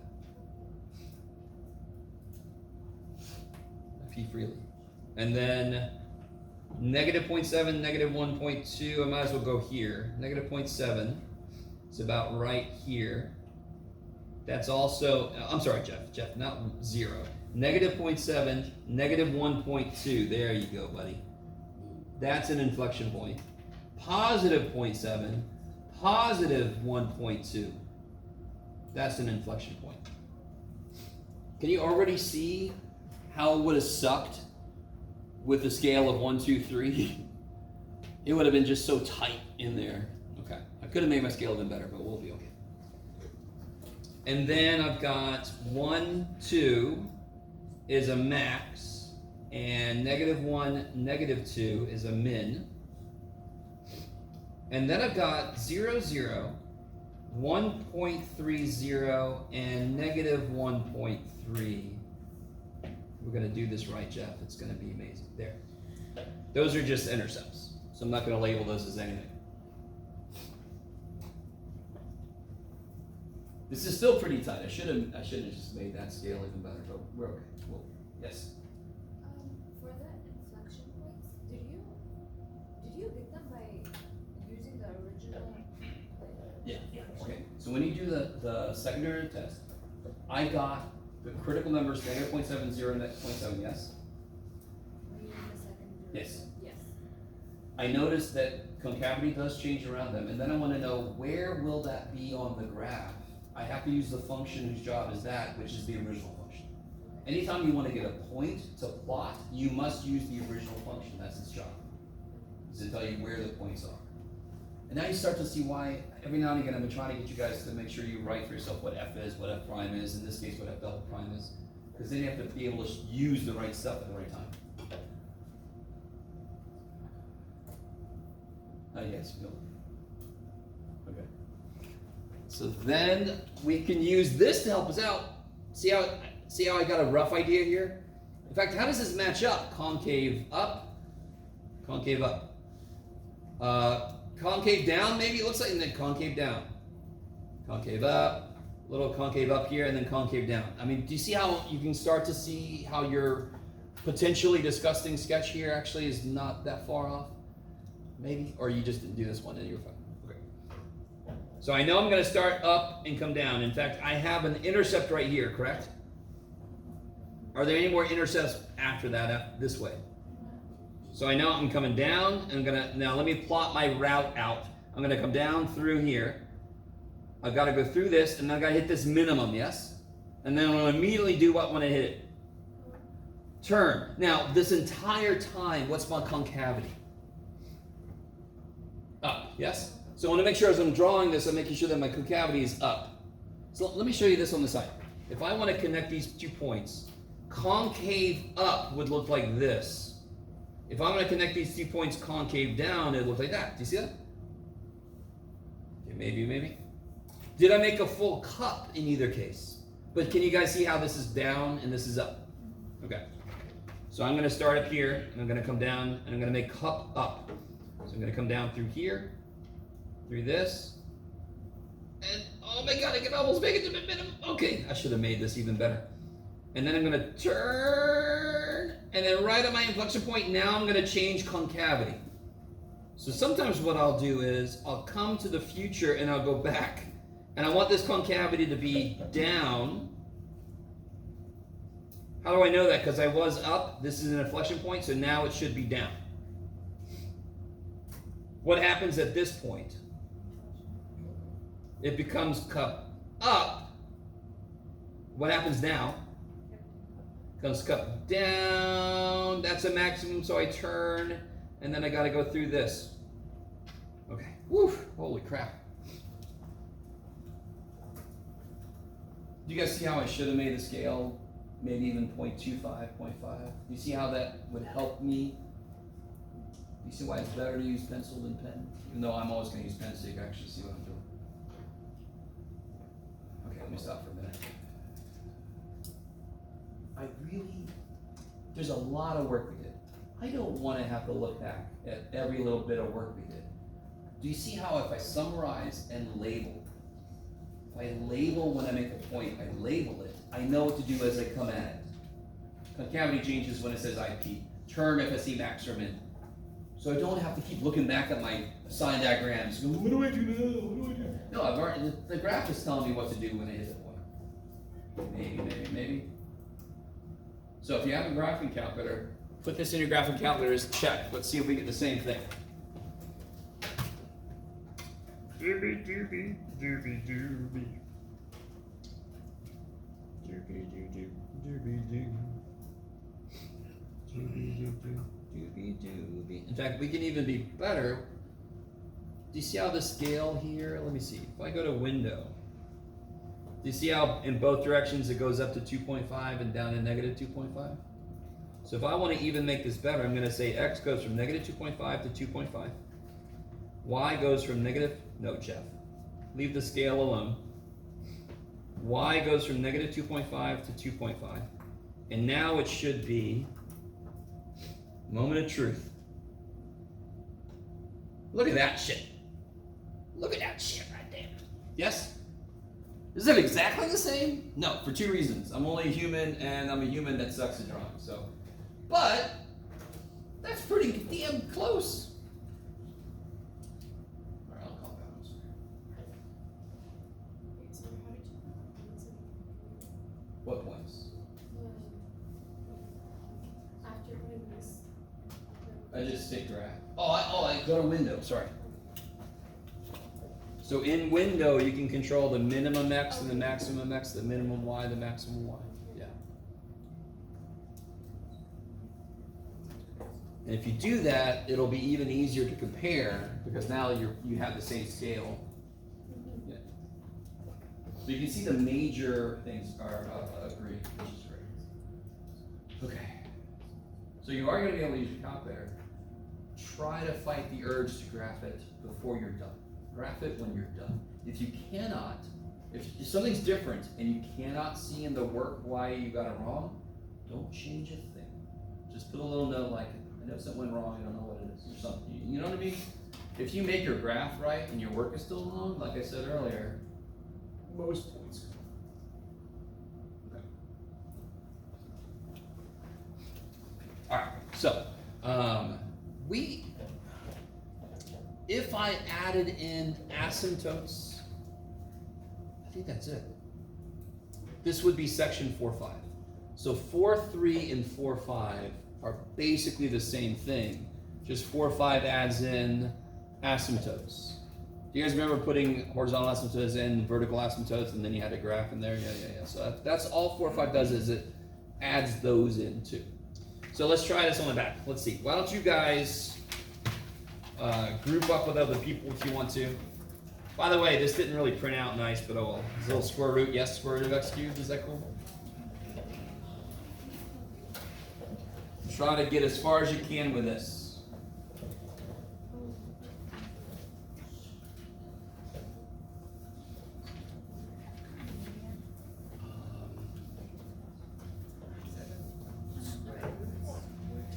Yeah, that's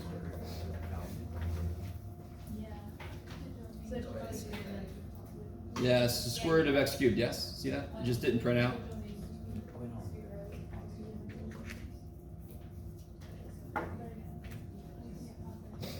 Oh yeah.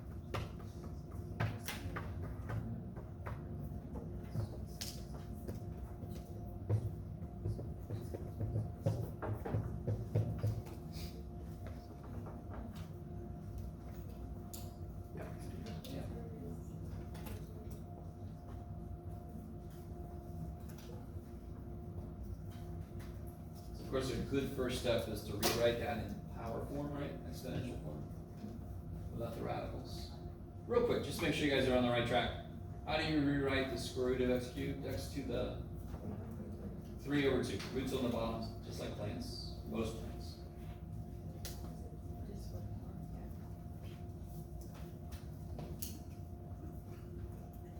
Bless you.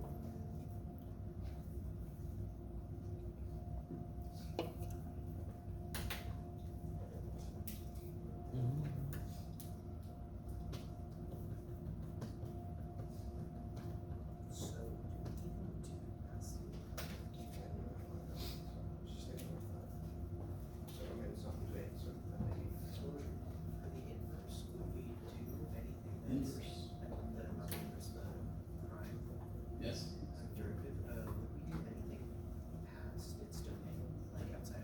Hell. That's the whole reason why I made a find the domain. Yeah.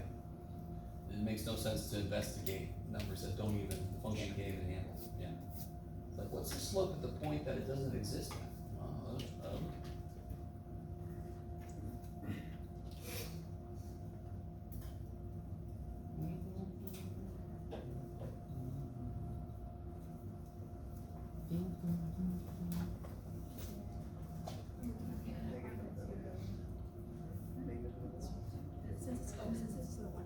What'd you guys get for the domain? What'd you guys get for the domain? Brackets take Yeah, 0 to infinity. Is that cool? Which means when you go to do your sign diagram, there is a hard wall at 0. You can't go past 0 because the function can't handle shit out there. So you can start at 0 and look up. You don't have to go below 0 because the function can't go below 0. I mean, the inputs can't go below 0. Yes. Our x is zero, So we have square roots, yes. Because we want over. And what's the smallest number I can take the square root? I'm trying to think of the class. I know Just you in have general, this. just look at me. Don't even look at the thing. Just what's the smallest number I can take the square root? And you set this to 0? I don't think so. 1, what's the square root of 1? And then What's the square root of 0? we have the zero. What do you multiply by itself? Be 0. Yeah, so the square root of 0. What's the square root of negative 1? Complex. I don't wanna go there because that one has to, because it didn't say so. So what's the smallest number I can put in? Oh, wait, this one's on 0. So the domain is all the numbers I'm going to put in, so the domain is from 0 to 1. Oh, I mean, bigger, okay, but then what if it's negative after? What a goal. Yeah.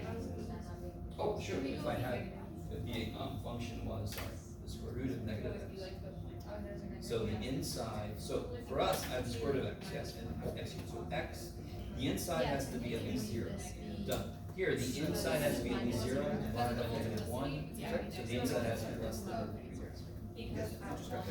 So if I had the square root of negative x, I wouldn't be able to plug a positive number in, because then it would be the square root of a negative number.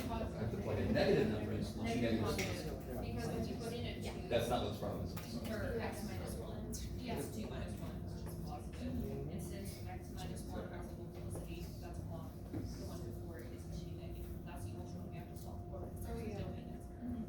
Oh, so then we should plug in 0. Not 2 on 0, but 1. And then we get positive. That's always Stuck in my head. for the second group.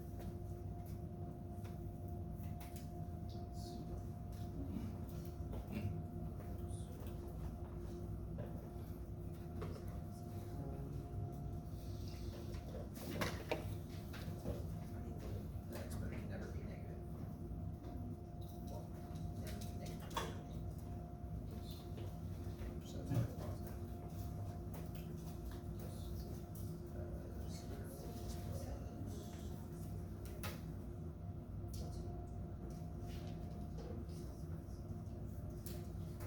Yeah, it's an infinite, so it can't be a little bit. Is 0? Good. 0. It's undefined. I would say not Maybe really. a little tricky. There's nothing after it, so, no, I would say. Oh, it that's is. where my So problem we was. have I think. I'm gonna catch up to you guys a little bit. the irony is one of the Yes, that makes sense. Undefined x equals 0, and it's 0. It's only like a. It's undivided because it's not, but it is. Hell, mine. I thought it was pretty negative positive. Actually, wait, no, you plug Because I'm plugged in, Yeah, it's but whatever undefined is at 0. because here, it's- because if we were to factor this, we would factor to actually. Because of the domain now. So let me catch up with you guys a little bit. We finally have an example of a critical number happening where it's undefined. Yes? It's 0 at 1, right? X equal 1. But what happens at x equals 0? Undefined, because that would be on the bottom, yes? It's about damn time, Jeff. I know. I'm sorry. So it's undefined at 0. And it's 0 at 1. Looks right. Tripedelic.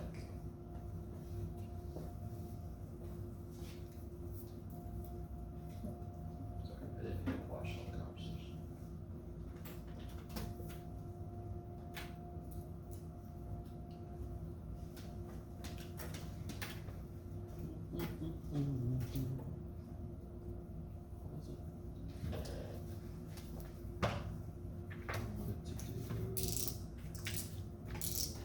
Oh yeah, that's right.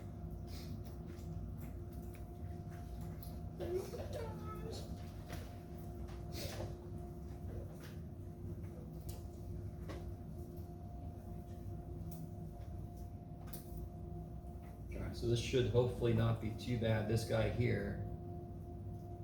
The multiplicity is definitely trippy here. Yes. But there's not a lot going on. So if I plug in like a 2, what's the sign? Yeah. This is always positive on this domain, correct? Square root of x is always going to come up positive. So it all depends on this guy. So if I put something over 1, it's going to be positive. If I put something under 1, it's going to be negative. So what's it doing between 0 and 1? Yes, and since this is undefined, it's actually infinite, and then it's going down. And what happens at 1? So it's going up. It's flat, and then it starts going up, yes. So it's not going to be surprising what the concavity comes out to be. You can pretty much see it from that. Will you always be able to see it from that? No. Somebody, I'm sorry, I don't want to get ahead of you guys. Is that cool? What can I see from that? We have the minimum. Yeah, where's the minimum happening? 1, -2. Yeah, when you plug in 1, you get 1 minus 3, negative 2. Is there anything else, maximum or anything? No, sorry. And then increasing and decreasing is simple yes. What's the decreasing? 0 to 1. And then the increasing? 1 to infinity. I love it. Yes. How do I find the... Oh, where's the minimum happening? Can you see that? At 1, yes. So if I know x, how do I get y? Yeah, plug it back into f of x right from the beginning. Okay. Make those pop out, yeah. Do it again. Is there a bracket on that? Hell no. Sorry. What is happening right at 0? Oh, it's undefined. Undefined. So I can't include 0 in the decreasing interval. Yeah. What if it was a 0? Sorry? It was a 0. Yeah, if it wasn't undefined at 0, then I could, even then, all right, how do I say this? Do you see over here? It's not undefined at 0, but it's also not positive at 0. It was 0 at 0 on the other side here, right? So I couldn't include 0 in any interval because it was flat at 0. Yes? Trying to get at your real question here. 0 is undefined. The derivative is undefined. So I can't include it in an increasing or decreasing question. That's it. We'll stop there. Yeah. Okay. So just to remind you guys, when I have to take the second derivative, I'm not going to necessarily start with where I ended. I'm going to start here. Because this is much easier to take the derivative up. Doesn't really matter, but it's just easier. So second derivative, if I start here, would be the 1/2 would come down. Go down by 1. The 1/2, the negative 1/2 would come down. Go down by 1. Now, here's the trick. Here's what I try to get you guys ready for. What can come out? Obviously the 3/4 can come out. X to what power can come out? Yeah, and the funny thing is, the way I pretty much have to do this, I'm telling you what the hell to take out. But 3/4, x to the smaller power, so 3/4 are gone. Negative 1/2 minus negative 3/2 is negative 1/2 plus 3/2 is a full 1. And then this whole damn thing I took out. Where is that undefined? At 0. Where does it want to be 0? -1, which is in our. Yes, it wants to be 0 at -1. That's not even in our domain, so we forget about it. Can my function handle a -1 input? No. So that doesn't even work. It's not even there. In case you're curious, well, I don't know if you really, I haven't shown you that. Shoot, there's a video I should show you guys. If I included complex numbers, then -1 would actually mean something. If I allowed it to exist on the side of the axes. I should show you that video. Damn it.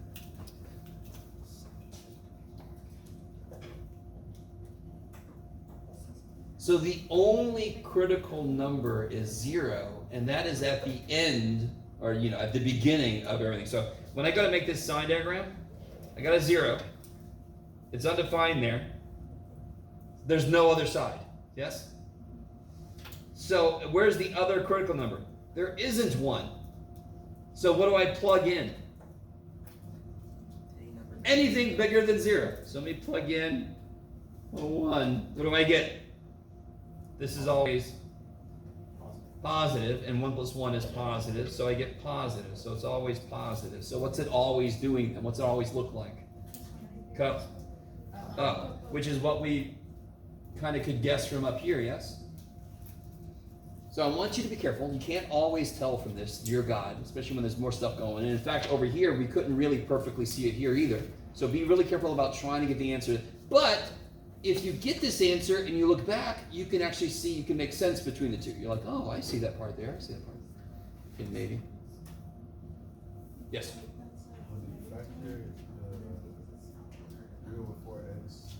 So what comes, 3/4 step that comes out, right?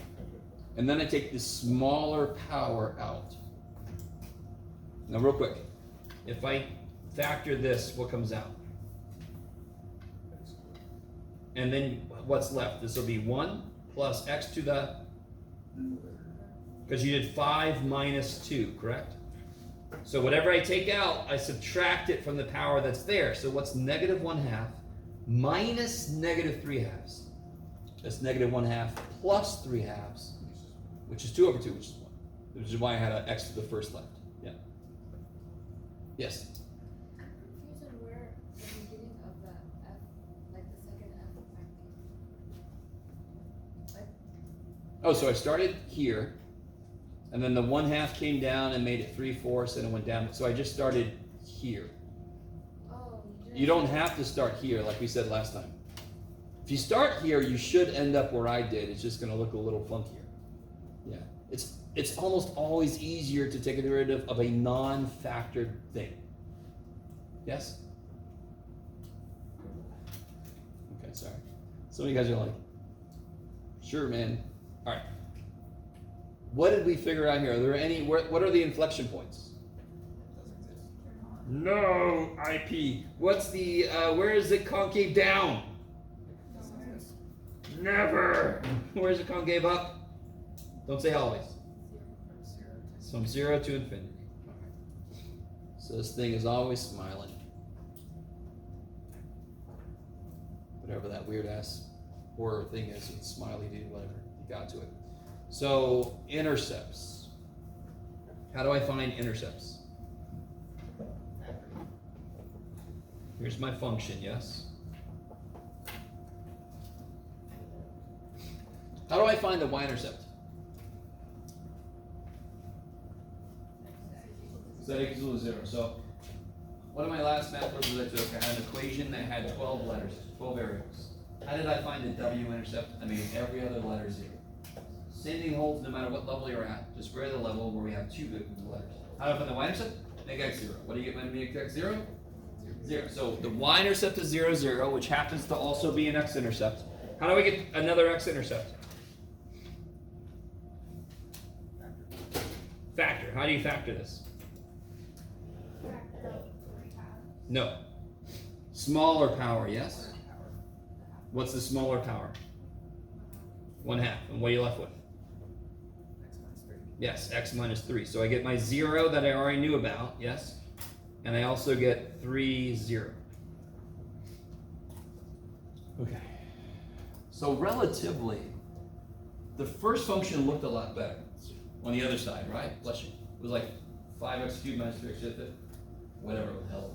It looked nicer, but it came out, there was a lot going on. This function looked a hell of a lot worse, but you notice there's barely anything happening. I don't know if you guys understand what I'm saying. There's no inflection points. There's only a minimum. There's very little happening with this poor little dude. So let's see. Let's first off, I've already given you a scale. I don't know why. I just decided to be nice. So let's plot what we know. I know I have an intercept at 0, 0. I have an intercept at 3, 0. And I have a minimum at 1, -2. 1, -2. I'm going to put min. I have, what other points do I have? Anything else? No. That's everything. That's all we need. It's always concave up. And then it's going down, and then it turns at 1, which makes sense because that's a minimum. So it's going down, turns at 1, goes up, and then it's always concave up. Done. I love these two examples because the first function looks a lot better. It's a polynomial. It's like, it's gotta be good. No, it's got a lot of shit going on. This one, what the shit, Jeff? Square root of x cubed all that. And then it's got not much going on. This will trip people up though. You guys, I have to ask generally, find the maxes, the mins, and people sometimes are like, what's the min? I can't find a min. Maybe sometimes there isn't a min, or there isn't a max. Yes? Okay. And then of course, to check your work, you graph it now. Yes? So say this, the original function, if it was negative, there would have been a max instead. Totally, yeah. If I would have switched it to be, what was it, 3 square root of x minus the square root of x cubed, then it would have just been this, but it would have been like this, yes? It would have just literally flipped, yeah. Funny you say that, because I was like, which way do I want it to be? I don't know, I think I flipped a pointer.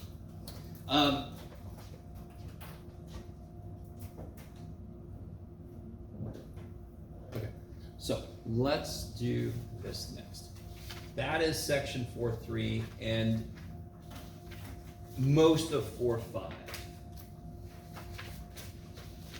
So let's talk about 4.4.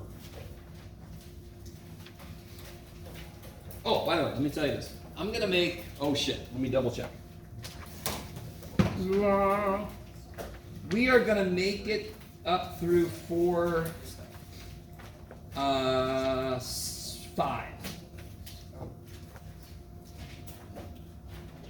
You with me? Yes. I am going to make 4.8 eventually. I'm gonna make it extra credit. I am gonna talk about it, but I'm gonna make it extra credit. Because I'm not a complete asshole, just mostly. I decided, you guys will be very excited about this. 4.7 is the second section of calculus word problems. And I decided, maybe I don't want both types of word problems on the same test. How do you guys feel about that? Do you think that's a good idea? Okay. Huh? Second set, but especially because we've already been through the first set.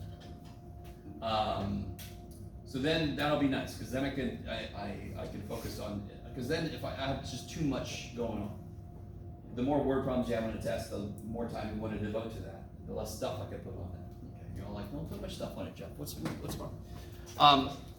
So we're officially gonna make it through 4.5. You're only gonna be on the hook for homework through 4.5 for the day of the test. Let me do this before I forget. I'm gonna give you guys the practice test, since I'm talking about this kind of stuff right now. Otherwise, I'm gonna forget. What about 4.6 and 4.7? Huh? What about 4.6 and 4.7? 4.7 is I know the, the word problem. yes. 4.6 is not in our curriculum. I don't think it's on our first, on our homework sheet, yes. No.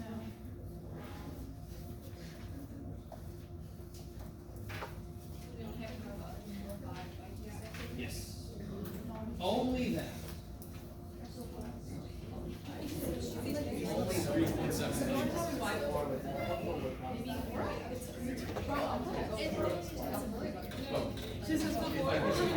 It would be in the bonus section. Okay, but I see one to Wednesday. As a normal.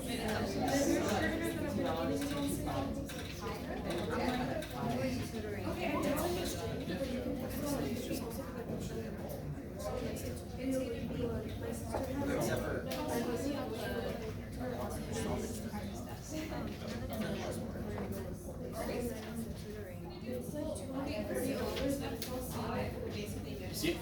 Yeah. Oh. Oh, really? Yes, Then you don't need it. If it's not the markers. Laura? Yes. Thank you. Oh. And it was curved a little bit. I don't want to get my hair done. Yes. So as well because something. 4.7 is the second set of word problems. It's just not gonna be on this test, it's gonna be on the next test. Next test, only through. So everybody with me, what homework is due Tuesday? Through 4.5. Homework up through 4.5 will be due next Tuesday. I don't remember where it started. 3.5. 3.5 to 4.5. There you go. Yes. Do it again. Yes, for the third test, 4.7 is going to be on it. Yes. And then 4.8 is going to be extra credit. So if I make a section extra credit, at most I would put a bonus problem from it. It'd be so mean for me to put a normal problem and say, you didn't do it today. No. So if you do extra credit section, I try to reward you with a bonus question that you could do more likely if you did them. Yes. Practice test, it says find limits using. That's what we're about to get into. Okay. So I love you guys. When I give you the practice test, we haven't talked about everything yet. Yes, this goes up to 4.5, correct? So that's what. That's 4.4. Yep, 4.4 is the hospital dude, yes. Sorry.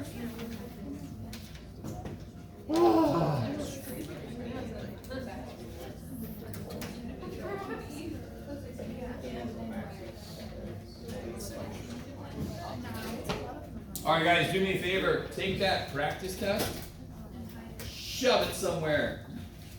That sounds terrible. Put it away. Yes. For the 4.8 extra credit, is it due by this test or by the next? No, by the next. Only up through 4.5 is due this. Actually, homework for extra credit sections, I normally make it due the day of the final. But anyway.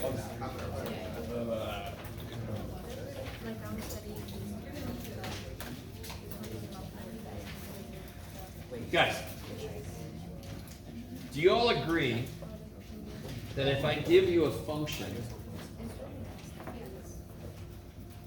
and that function is continuous and differentiable, you would be able to find a linear approximation to it, correct? You guys all agree? That was the whole idea, the whole section, yes? As long as it's not a cusp dude or it doesn't do some weird teleportation shit somewhere, I can find a linear approximation at a point. So I would do like f prime of a, blah, blah, blah, but just to cut to the chase, I could write f of x like a slope times x minus a, basically.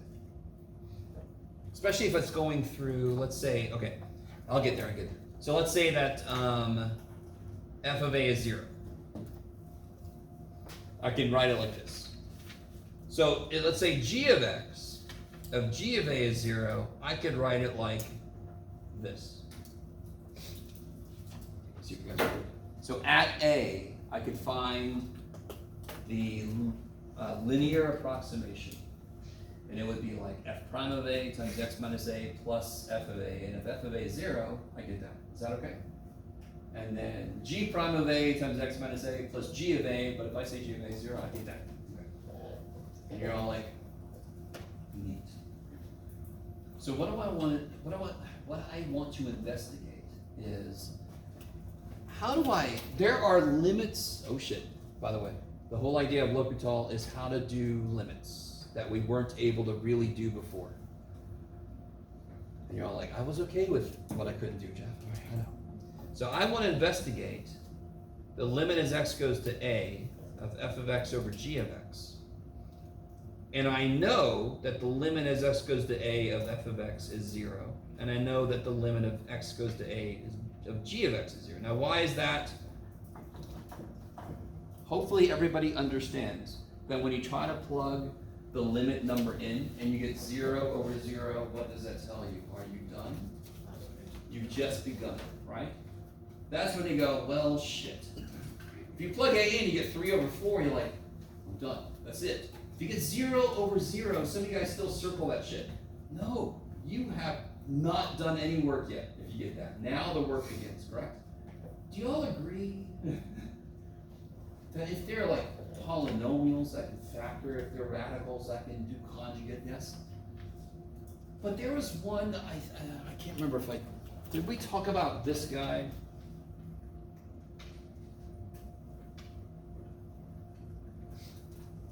Pretty sure we did. Not like extensively, but very quickly at some point, because it comes up in the derivative of sine. Yes.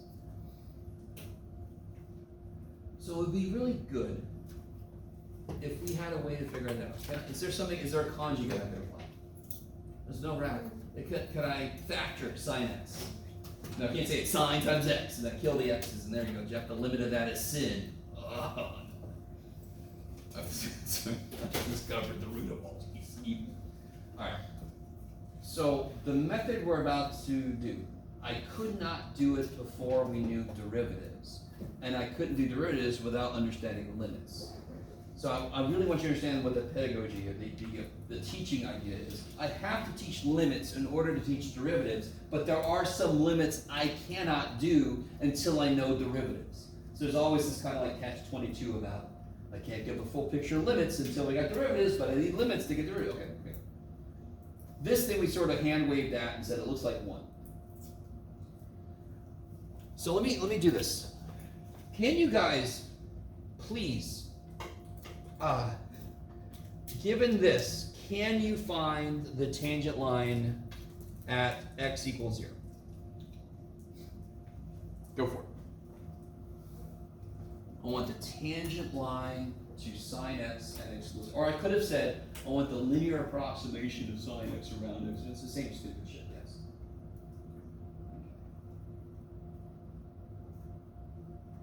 Of course, just to help you guys out, what do you need for the equation of the line? You need the slope. Yes, we're good. We need the slope, and that, of course, I use what to get? Derivative. And then I need a point. And I can just plug that in to get a point, yes? So what's the derivative of sine? That's insane. So what's the derivative at 0?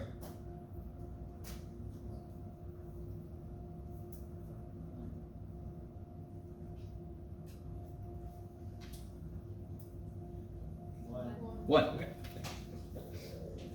Thought I heard somebody say it, but I couldn't. And then what's the point at 0?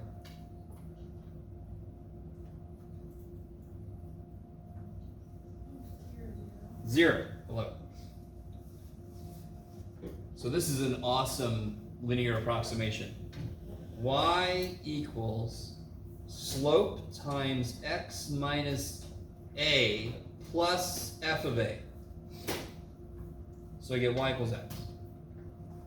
Yes? Close to 0. Alright, I should have said this instead. What does that mean? What does all that work mean? It means close to 0, sine x is roughly equivalent to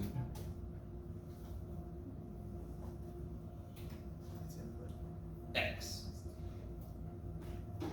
Given y equals sine x, I can approximate it with a linear function y equals x. So when x is close to 0, sine x is close to x. I love you guys. Which means this would become, if I'm really close to 0, in fact, what's the whole idea of this stupid thing? I'm getting close to 0, yes? So when I'm close to 0, which is what this guy's all about, I can replace this with approximately x. And what's x divided by x? 1. So that's the thing that we hand-waved about before, but now I can actually prove it. Now, we're not going to do this every time, dear God, right? We're not going to make a tangent line and all that kind of bullshit. Let me kind of cut to the chase. If I could, let me bring back what I put up here. If I wanted to investigate this, and I know that at A, it's in the form 0 over 0, and I know that f of x basically becomes this, and g of x basically becomes this, because I can always make a linear approximation. This is assuming f and g are differentiable and continuous. Are you guys with me? So if they aren't those things at that point, I need to use a different approach. Most functions will be those things. What cancels? Yes, and remind me, what was M1? What was this? Where'd it come from? It came from this guy's derivative. So what we've just discovered is that the limit of the ratio of two functions that are in indeterminate form is equal to the limit of the ratio of their slopes. Now, do you guys remember, in fact, some of you guys have used this and we've talked about this, the answer to a limit, you can often frame it in terms of who's getting there faster. Yes? Infinite limits, who's going to infinity faster? Limits of zero, who's going to zero faster? And do you see how this captures that idea? I can't use that concept to get here, but now that we've proven it, not really, but we basically saw how it makes sense, that jives with that. That the f prime and g prime are the rates. Who's getting there faster? That's what the limit should depend on. And that's exactly what the shit that says. So let's actually do this the real, fully right way. If I got this thing, is that in indeterminate form? Yes, 0 over 0. So I could apply, what I tell people is, dear God, do this for yourself and for me. If you're applying L'Hopital's rule, put a little LH. And by the way, the dude that came up with this, his name was L'Hopital. It's spelled like hospital. So sometimes we joke it's the medical dude or whatever. And every time I do, he turns over in his grave because I don't think it was cremated. So his little bones go, but he's the medical dude, L'Hopital. So many guys applied L'Hopital before you're supposed to know about it. Yeah. Some of the tutors might have told you, because that's what they think. But they got to realize you weren't shown the damn thing yet. So some of you guys used this too early. And some of you guys might have done it and not known what the hell you're doing. So what's the derivative of sine? Cosine. And what's the derivative of x? 1. So can I plug a 0 in now? What do I get? What's cosine of 0? Divided by 1 is 1. Yes, cool. When am I allowed to use L'Hopital's? When the thing I'm looking at is in an indeterminate form. Even if it was infinity over infinity. So real quick, let me see. What if I had this? You could do it, Jeff.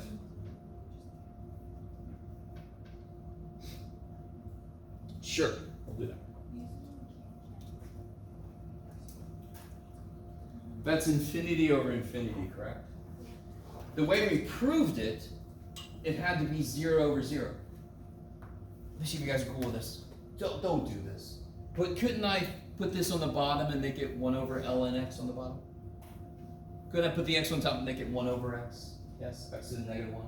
Wouldn't it then be 0 over 0? Because what's 1 over x go to if I make x get big?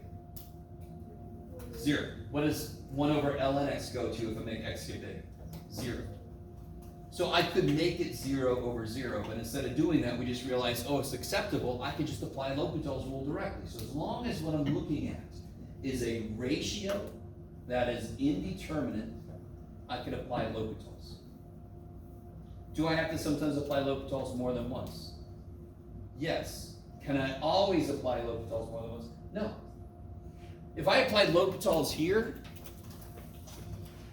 it doesn't have to give me the right answer, because is this indeterminate? No. It only works for sure if it's indeterminate. I always get people that do too many applications and get these weird ass answers. So what's the derivative of ln? 1 over x. Good, 1 over x. What's the derivative of x? 1. Holy shit. And what happens to this when x gets really big? What happens to this when x gets really big? 0. L'Hopital's makes things so good. You can go back and look at polynomials that we had to factor. If you do L'Hopital's, quick as shit. Yes? Because derivatives of polynomials are easy as hell. So every limit problem you had to do before, you can look back on it and go, L'Hopital's, that's easy. Why didn't this jackass show me that? Because we didn't know derivatives yet. Yes? Sure. Here's everybody's favorite.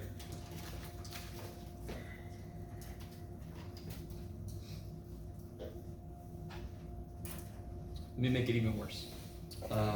Sure.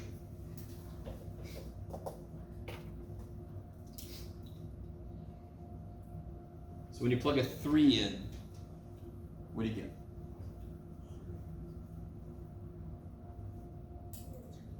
Zero over 0. That's the important part, right?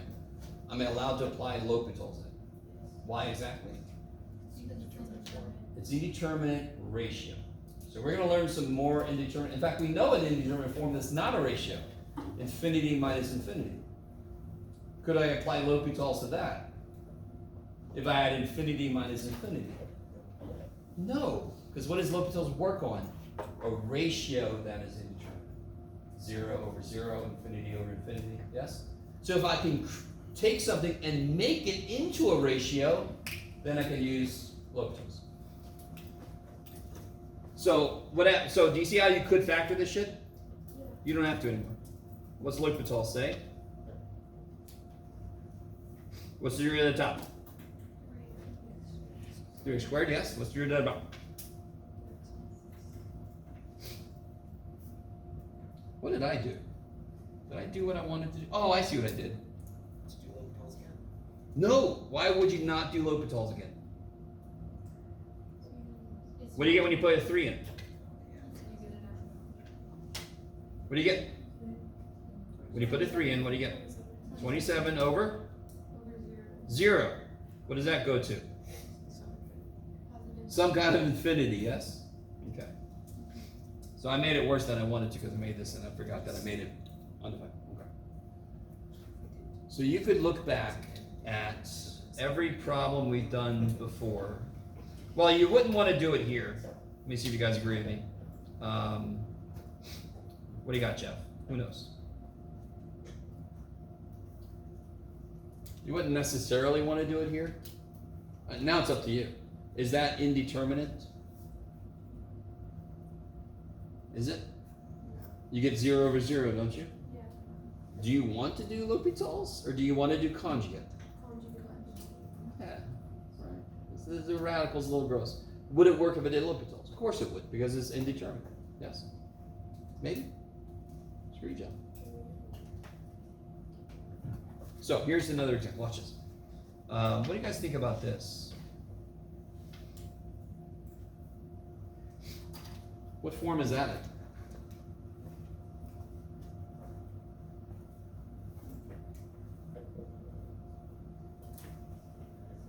You can do it.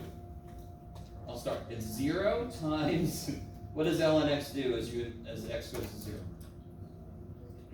Negative infinity. 0 times anything is 0. Anything times infinity is? So what is 0 times infinity?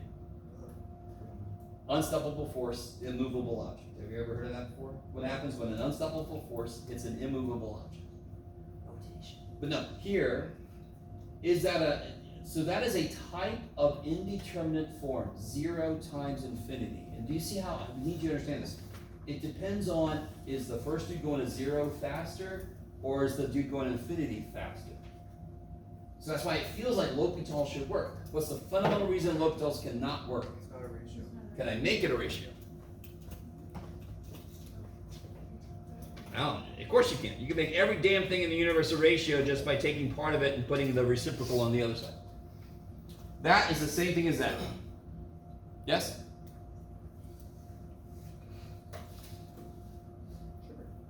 What's 1 divided by 1/2? How do you divide fractions? 1 divided by half is 1 times 2. So, what's 1 divided by 1 over x?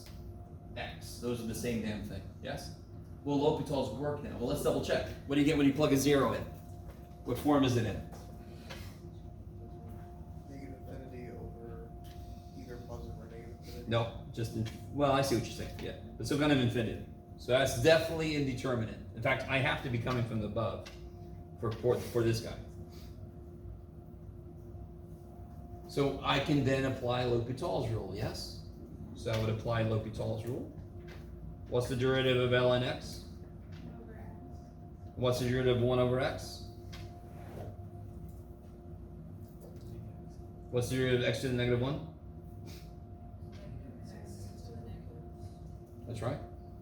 How do I divide fractions? Multiply by the reciprocal. Yes. So you'll get x squared over x negative. Is that cool? If I multiply by the reciprocal, I'll get negative x squared over x. Yes? Okay. So that's the limit as x goes to 0 of negative x. And what's that? No. Let x go to 0. Let x go to 0. Okay, you guys really didn't like that. Hold on. Okay. Start over. And then we'll head out. Okay, we're here, yes? If you want to, you can write this like this. Those are the same thing, yes? Okay, so what's L'Hopital's rule do then? That's this, and what's this? And since it's a negative power, what's it want to do? Well, it is on the bottom. So wherever it is, it wants to go to the other side, right? Break on through to the other side. Which is where we just were, but that's okay. One of the x's dies, and if I let x go to 0, I go to 0.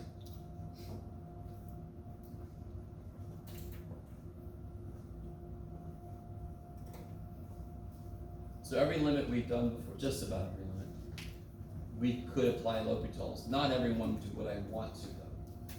Depends on how gross the derivatives would be versus the algebra I'd have to do. Yes? Okay, maybe. All right, that's plenty for today. Okay. So on Monday, I'll have the quizzes graded. I'll try to get all the homework I can graded. I'm headed out of town. It's my mom's 80th birthday, so all the kids are getting together. So I'm gonna fly out 6:35 tomorrow morning, and I get back, I think at 9 Sunday. Yeah. So if I'm here Monday morning, that's a victory. Okay. Wait, what if you're not here for Well then too bad for everybody. No, I'll be here.